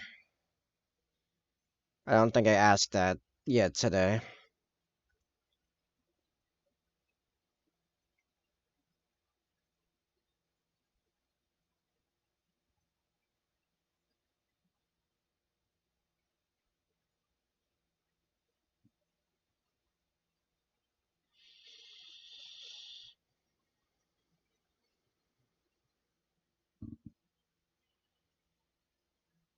That was weird. Just randomly dropped a couple dozen frames. Eh.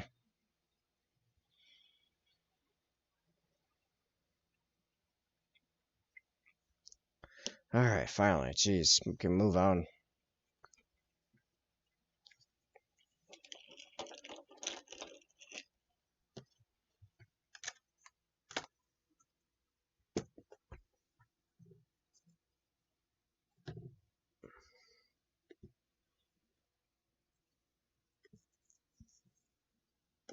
Okay.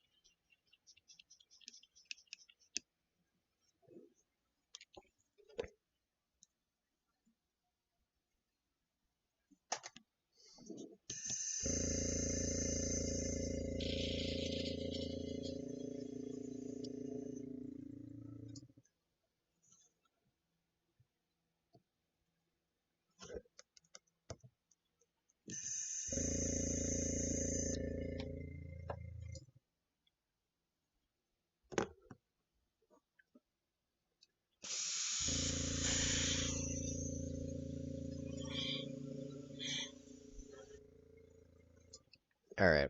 I think it's rinsed out enough.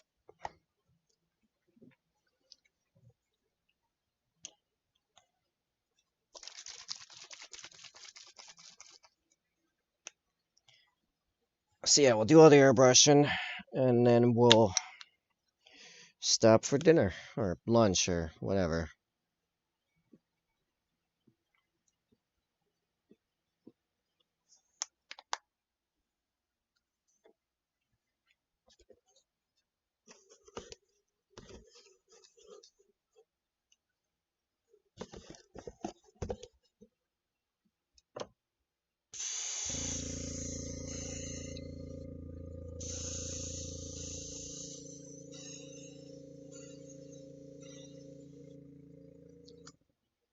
Yeah, it's already, like, bugging me. Give me a second.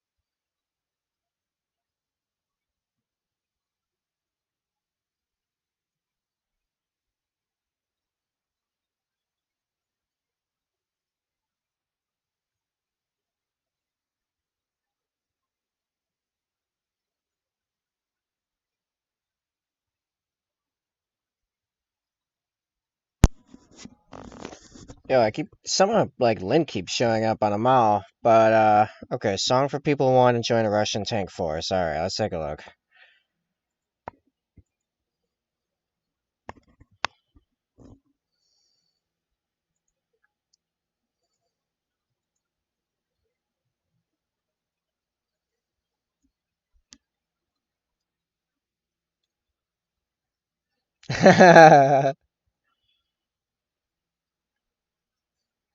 This actually has like a really like cute animation. So on, we're gonna put this on the screen.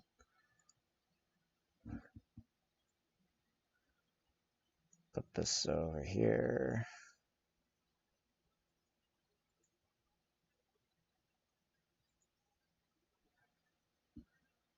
and do do do do do.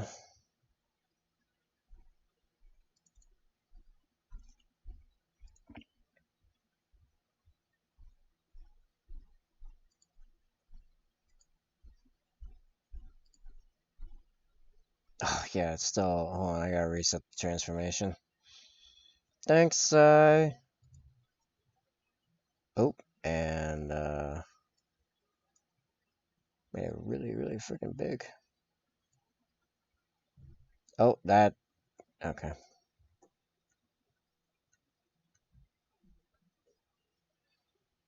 All right.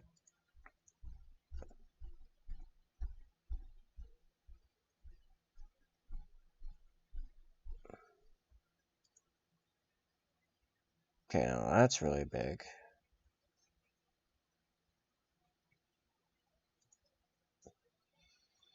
This, by the way, is size fault. I just want to throw it out there. As a factor meal, I tried two of them yesterday, and they were both absolutely delicious. We'll be having another one as soon as I get finished with the airbrushing.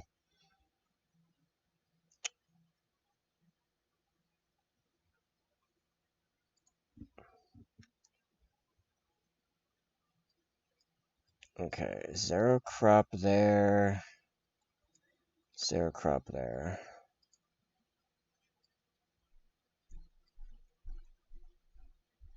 There we go.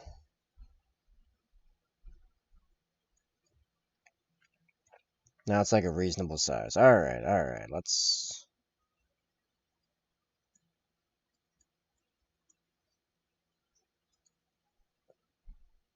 If I can get back over there. My computer's having a hard time with something right now. Anyway, here we go.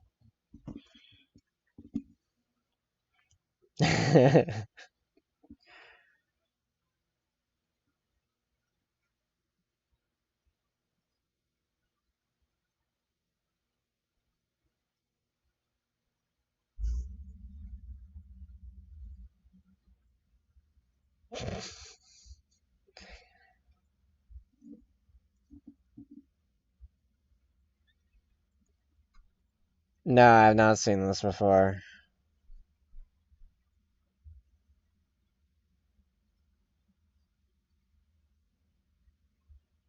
Oh, come on. I've done my own electrical work.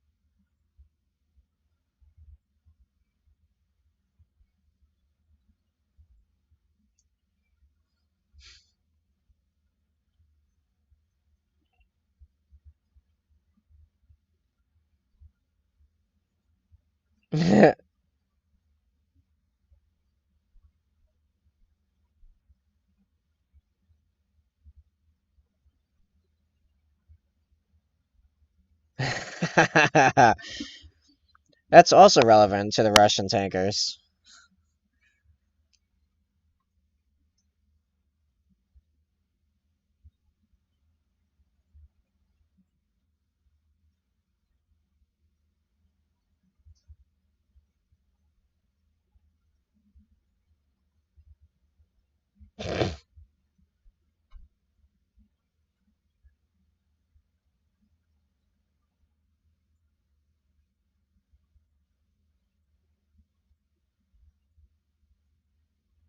That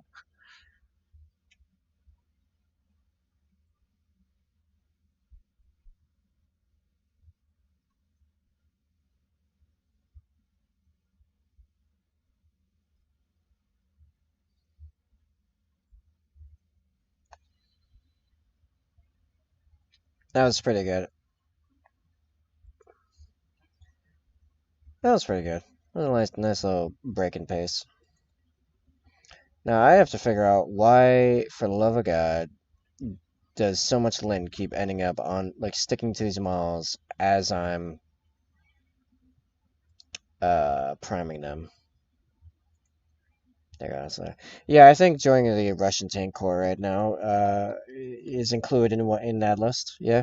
Also, apparently, skill issue. Maybe it's something I'm not otherwise paying attention to.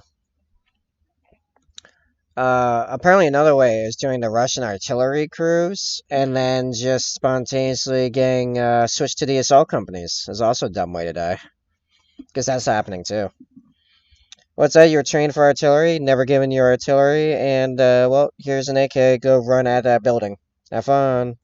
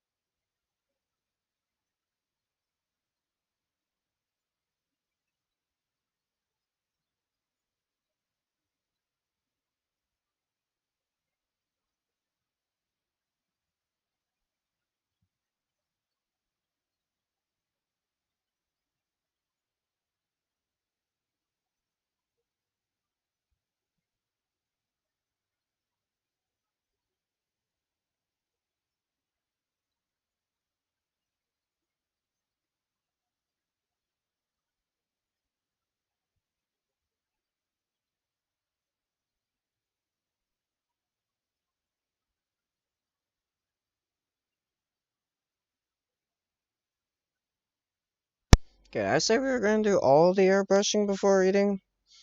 Yeah, no, whatever's going on with that weird lint issue. Yeah. Nah, well, I'm just gonna rinse this out and we're gonna get some food. I'm hungry.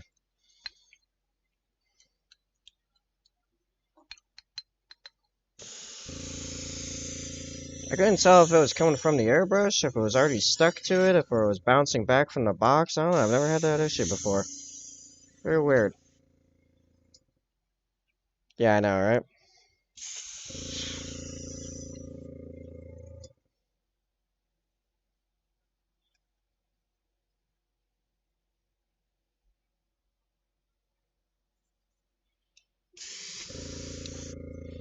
Alright. I'm gonna toss some cleaner in this, and then...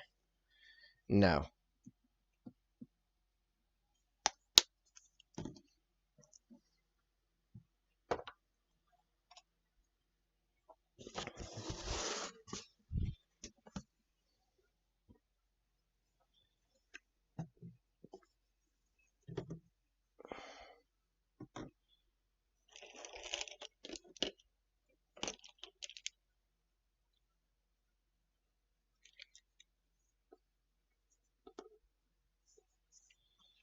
Okay, we're actually gonna move these guys elsewhere as well. Okay, I'm gonna go get the Factor 75 boxes in the lineup, and we're gonna choose what we're having in a minute. Let me do it this way.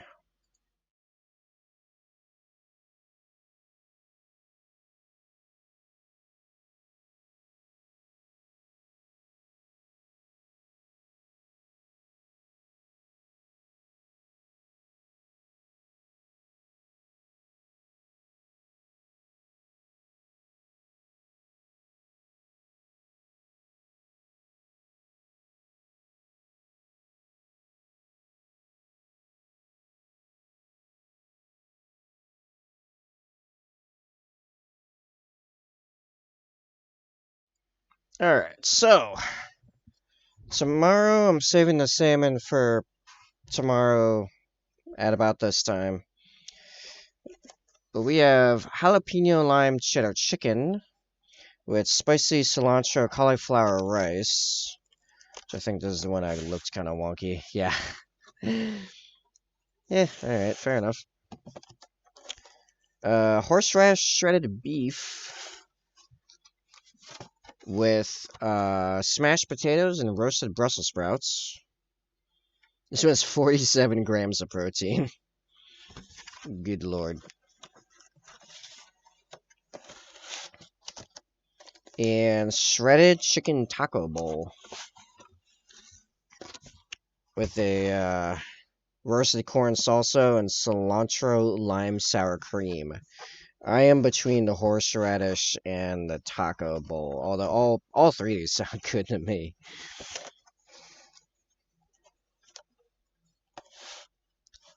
I may have just eaten 30 chicken nuggets. That's why. Is that a vote for the beef? Because it's not chicken? Or do we want to do more chicken to torture Red?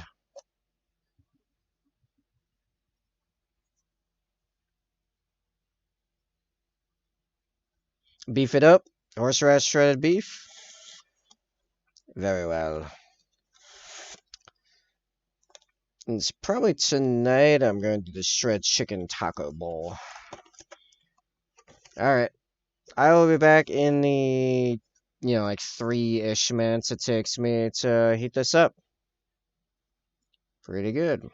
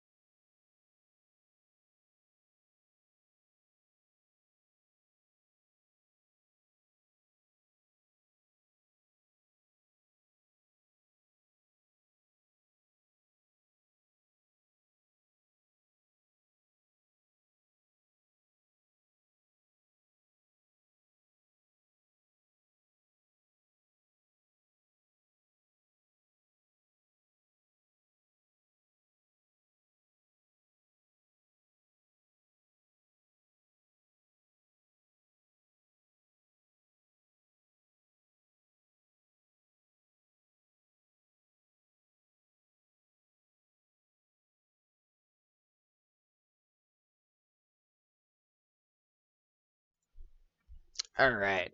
For the record, it does say here for 2 minutes. I do 3 because I have a pretty weak microwave. Which, honestly, I'm fine with because I don't even particularly like microwaves. But, I'm not gonna, in the middle of this, wait for like the 7 minutes or whatever for conventional oven. You can smell the, actually, I think it's the horseradish. I thought it was the Brussels sprouts, but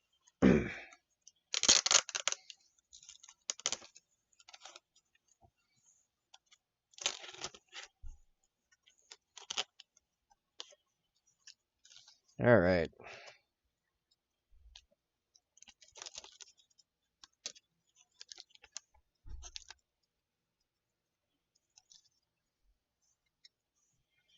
Okay, I am most curious about the Brussels sprouts because I actually like Brussels sprouts, but I like them roasted normally or pan fried. Okay. I think this is sour cream. It actually doesn't even say what it is.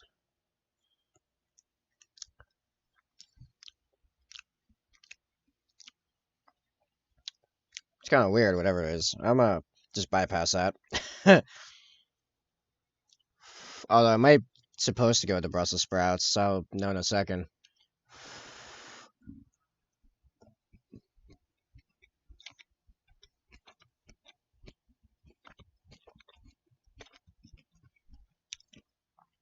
Actually, the Brussels sprouts are good as they are. That's totally fine.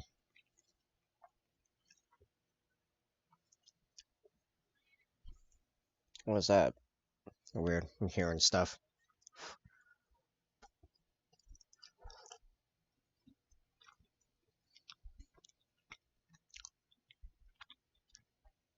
The meat saves all the heat on the inside. I burned my mouth. Brussels sprouts it is. I was extremely hot.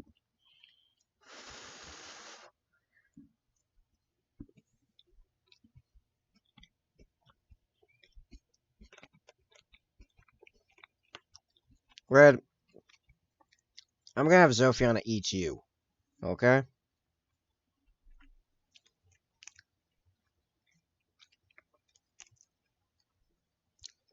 You know what it is? I like the sauce on the last two ones because it was like sour cream and other stuff, or it was a scallop sauce.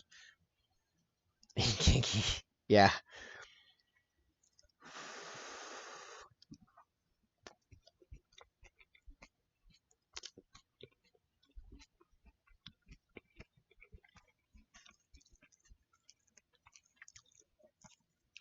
I'm not entirely sure where the heat even came from in there because it's not steaming. So it caught me entirely by surprise.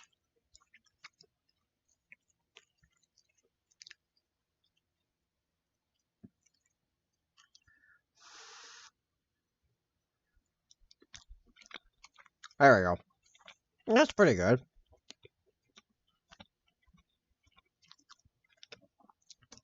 Last night's was definitely better.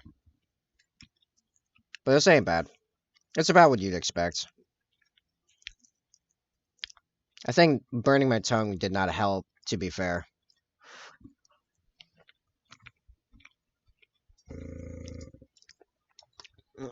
Compressor's still on. There we go.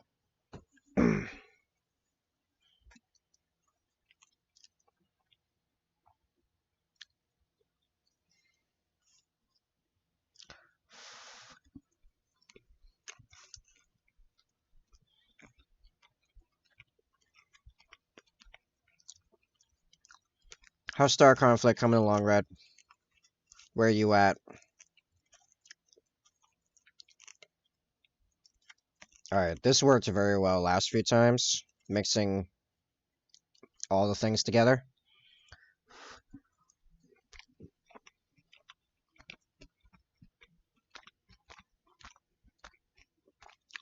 It continues to work. Yeah.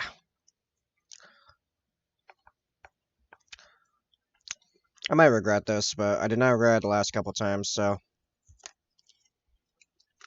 it's fine. Get it all in there. A little bit of everything. I raged?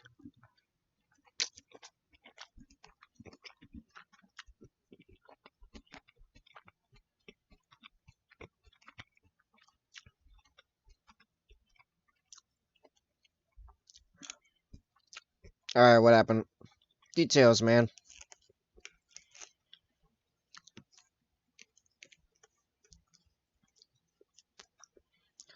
Better eat all that horseradish sauce.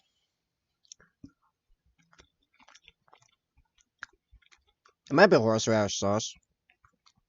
It honestly didn't say on the package what it was.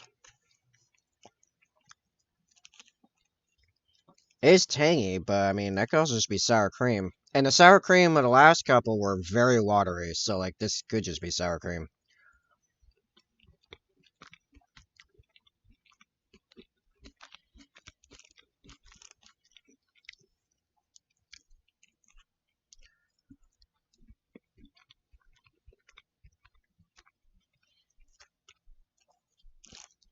Alright, so what, Princess Slow Frigate and her whole team kept singling me out.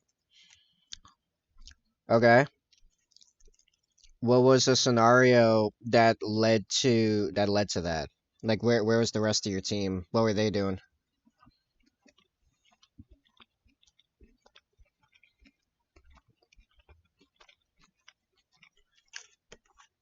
Also, it's definitely a game where, like, you do, like, at least once per session, I get a bad matchup. Dying over and over. Oh. Yeah, you just got a bad matchup.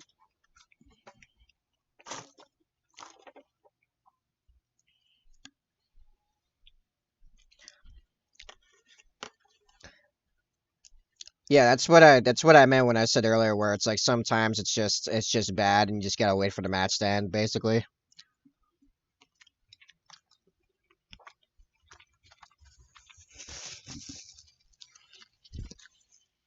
We had to capture beacons, which was weird. Oh, that's one of the normal game types. So most of the game types revolve around beacons. Either one beacon that moves around, or multiple beacons that you have to hold control over. There's also a fun one where bombs spawn in the middle of the map. You have to capture the bomb like a beacon and then race to one of the enemy's beacons and plant the bomb on their beacon.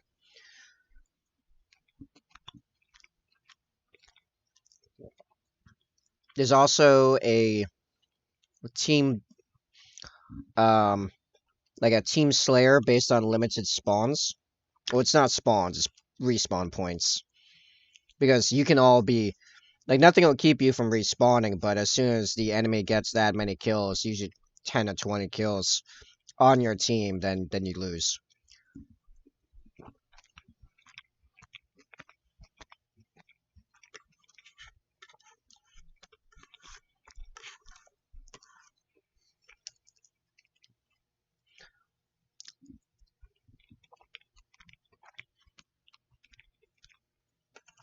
Putting all three together, this is really good. Again. Like, again, it's very flavorful.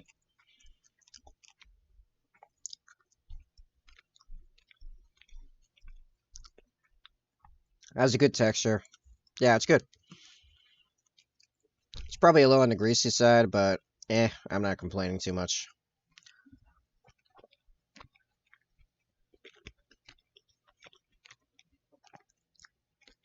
And there's the code to get some of your own. 50% off. Only for 2 more days. Runs out Saturday at like 1 p.m., like right before I start streaming, right before I stream Saturday. So, if you're getting any, get it quick.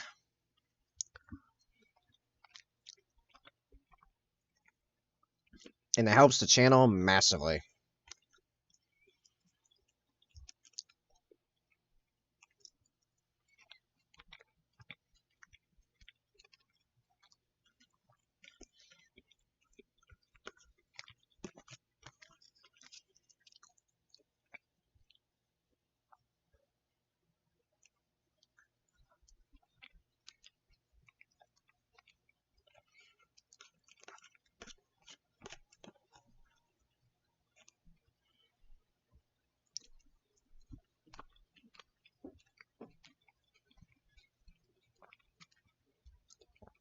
What ship type were you playing, Red?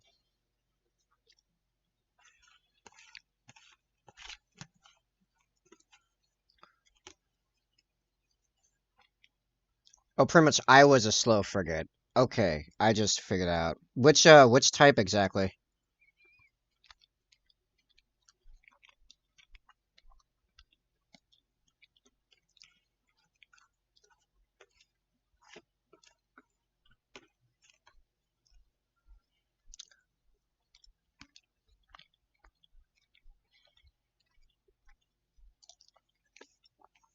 And there's a module for at least the engineer frigates. I don't remember if it's on guard and um one of the modules you can swap out for is it sets up a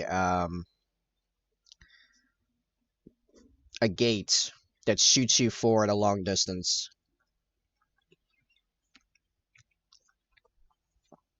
It's to help you make up for your lack of speed when it comes to capturing beacons and stuff. Because if you're an engineer anyway, you'll you always want to be in the center and slightly to the back of your team, more or less. Guard, you want to be more center front, unless you're doing flanking. And long range, you're long range. You sit in the back. It don't matter. You can see everywhere. even if even if you don't have straight line of sight, long range get guided torpedoes, so they can super long range run someone down no matter where they're hiding, as long as you can keep eyes on eyes on them as the missile, because you literally take over the missile. Though it does leave your normal your normal ship, your actual ship, uh, somewhat vulnerable. But yeah, it's a thing. Mm. Yeah, so when you're looking at your menu, you have like your main ability, and then your ammo, and then your weapons, and then these four things over here are active modules, and you can swap them out and upgrade them um, as you will. So make sure when you grab a new ship to go through all the selections you have and figure out how you want to build out that ship based on your strategy and what's available. So, the modules I mentioned when I played the Interceptor, where I had the weapon boost and then the white noise debuff, those I picked out specifically to come in as guerrilla warfare and, hit and run tactics on them. And then the stealth shield to get away, as well as the shield boost for emergencies. The only thing you don't really have a absolute control over on your ship is whatever that active F ability is. Oh, you still have to unlock those slots. Okay, fair enough. Well, as you unlock them, when you unlock those are permanently unlocked for all ships. So in the future, it's just swapping like the ship itself, and then you can immediately maneuver between all the other stuff as you will. Only that main active ability is the only thing you have zero control over. The F button ability. But yeah, all right. That was factor 75. If that looked good to you or sounded good or what have you, 50% off, get it quick. Running out of time. I'll be back in just a minute. An actual just a minute, because there's not much to clean up, which is kind of the point. I'll keep that over there. All right, be back in a minute. Then we'll resume airbrushing these torsos.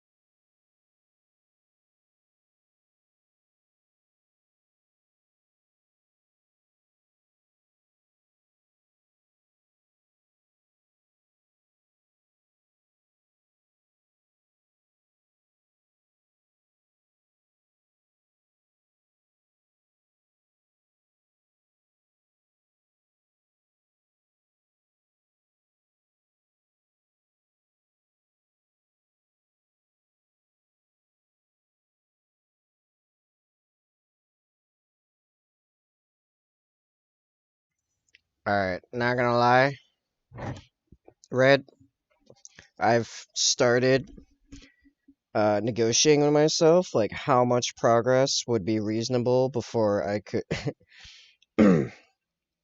If I hit it, I'd allow myself to try to attempt streaming Star Conflict, so I could show what the game looks like once it's hit like its full glory.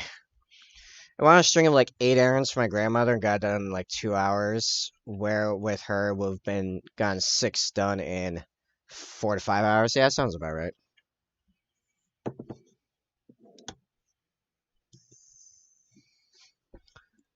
Eh.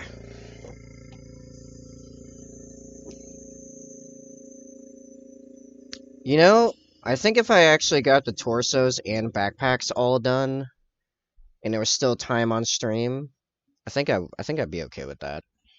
Just having the arms tomorrow, that's doable.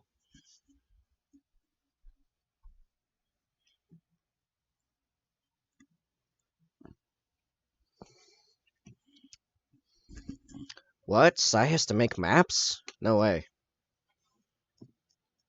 Would you believe Sai is off to make some maps? Crazy, right?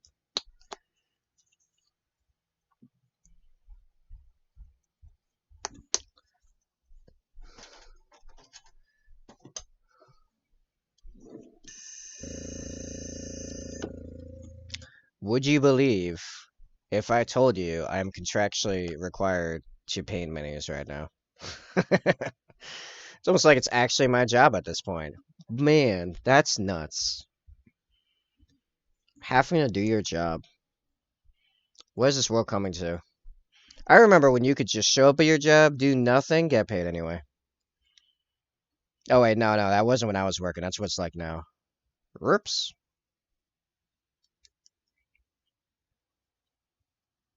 Actually, with unions, that's how it always was. Let's be real.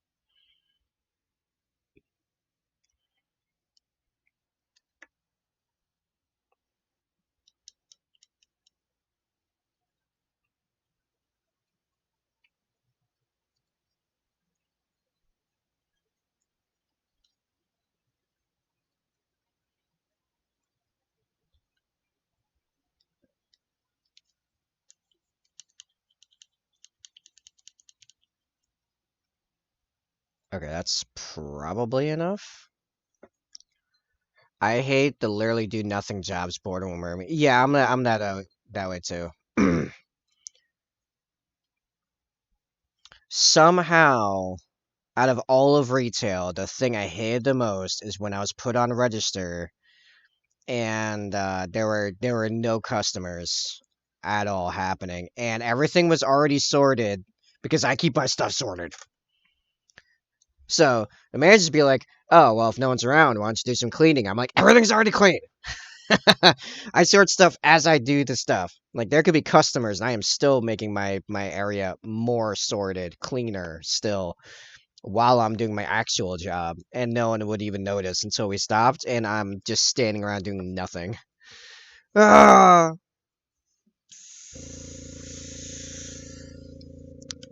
Uh, not getting the big spray. Give it a big spray. Yeah, close enough. Whatever.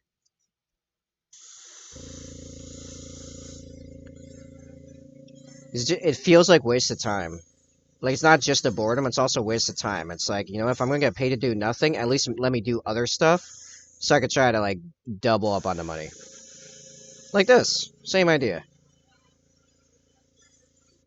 Is there a way I could maximize my money creation time with the time that I am working?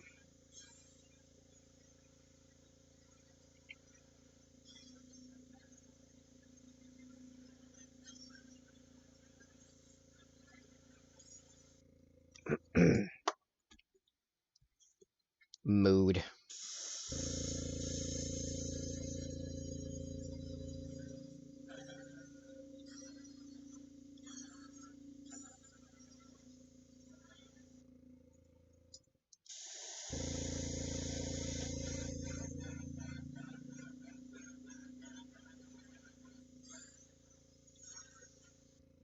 I popped 100 milligram of Eddies like 45 minutes ago.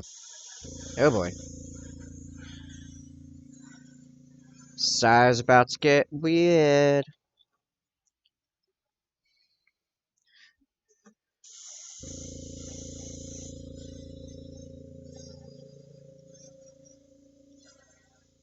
This mask gonna be real nice. There we go. You know, I never tried painting on edibles. At least not painting minis. I've painted on canvas after smoking and drinking. That was interesting. I had not gone as far into like normal painting at the time. I wouldn't be surprised if I don't feel it much.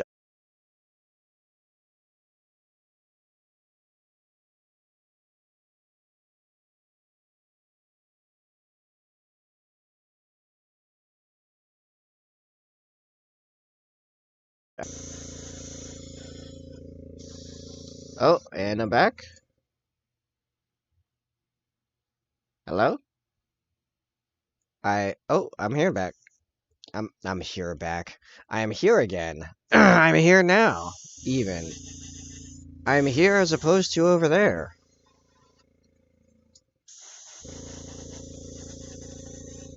I can wordage.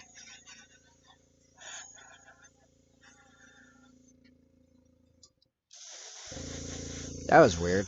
My OBS connection just like dropped entirely.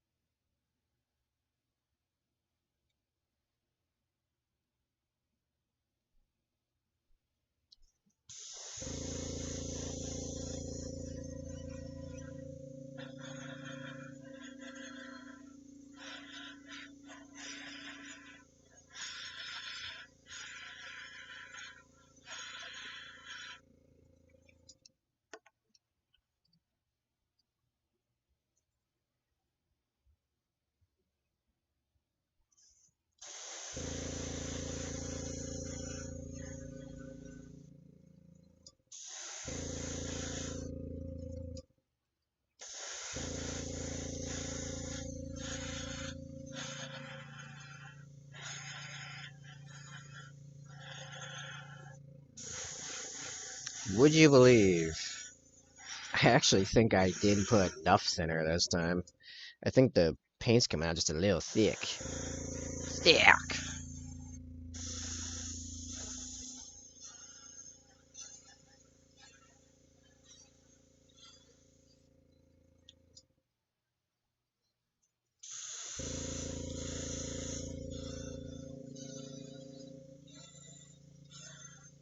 Oh, now it's coming out. As soon as I say something, and I'm actually almost done,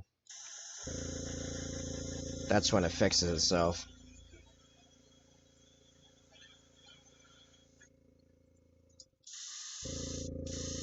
Yeah, see, there you go. There's the good spray.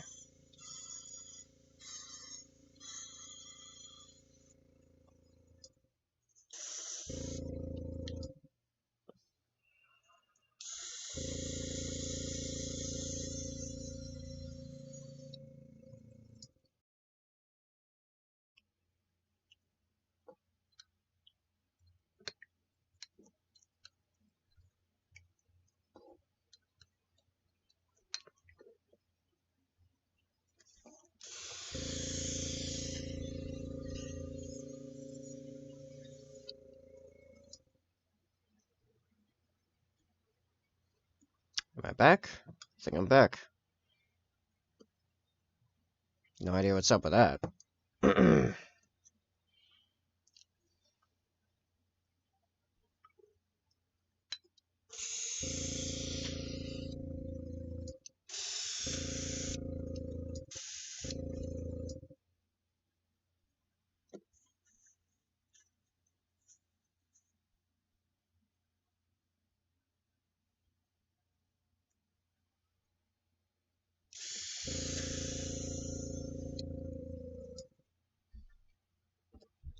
Alright. Red ink. Where to go? Oh, it's over here.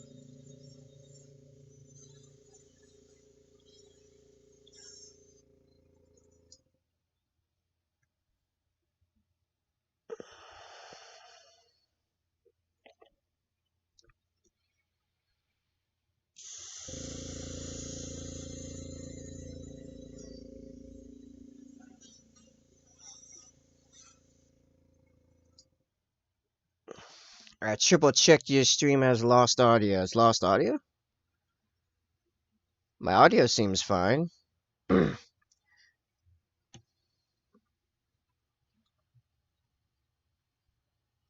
anyone else not have audio? Or can people hear me? Can anyone hear me right now? Red? Zophiana?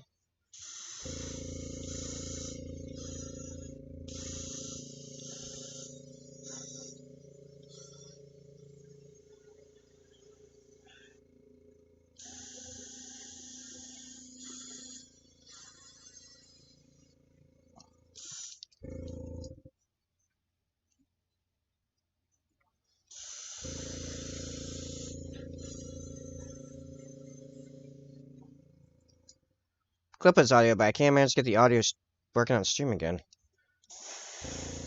Uh...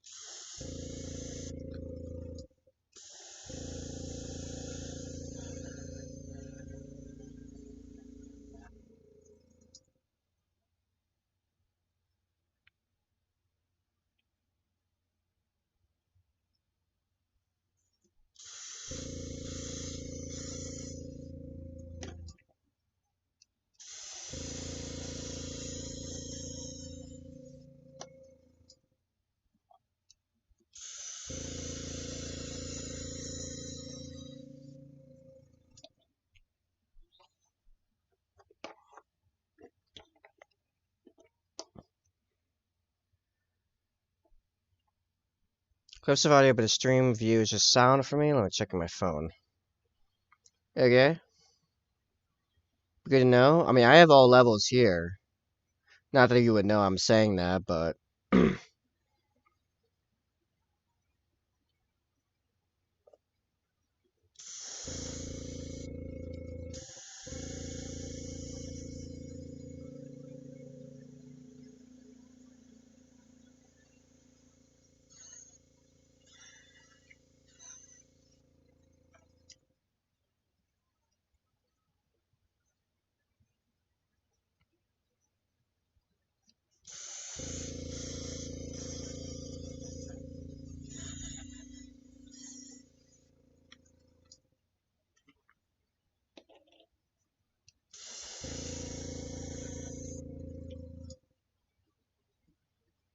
Oh, the music stopped. That's its own thing.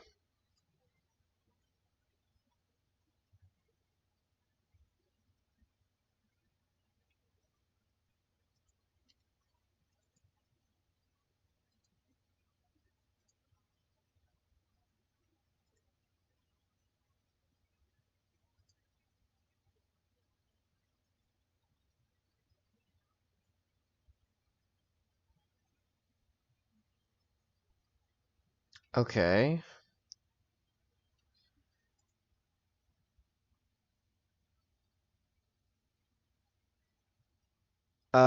Well, also, I just noticed that my view account just died completely. I'm gonna try restarting the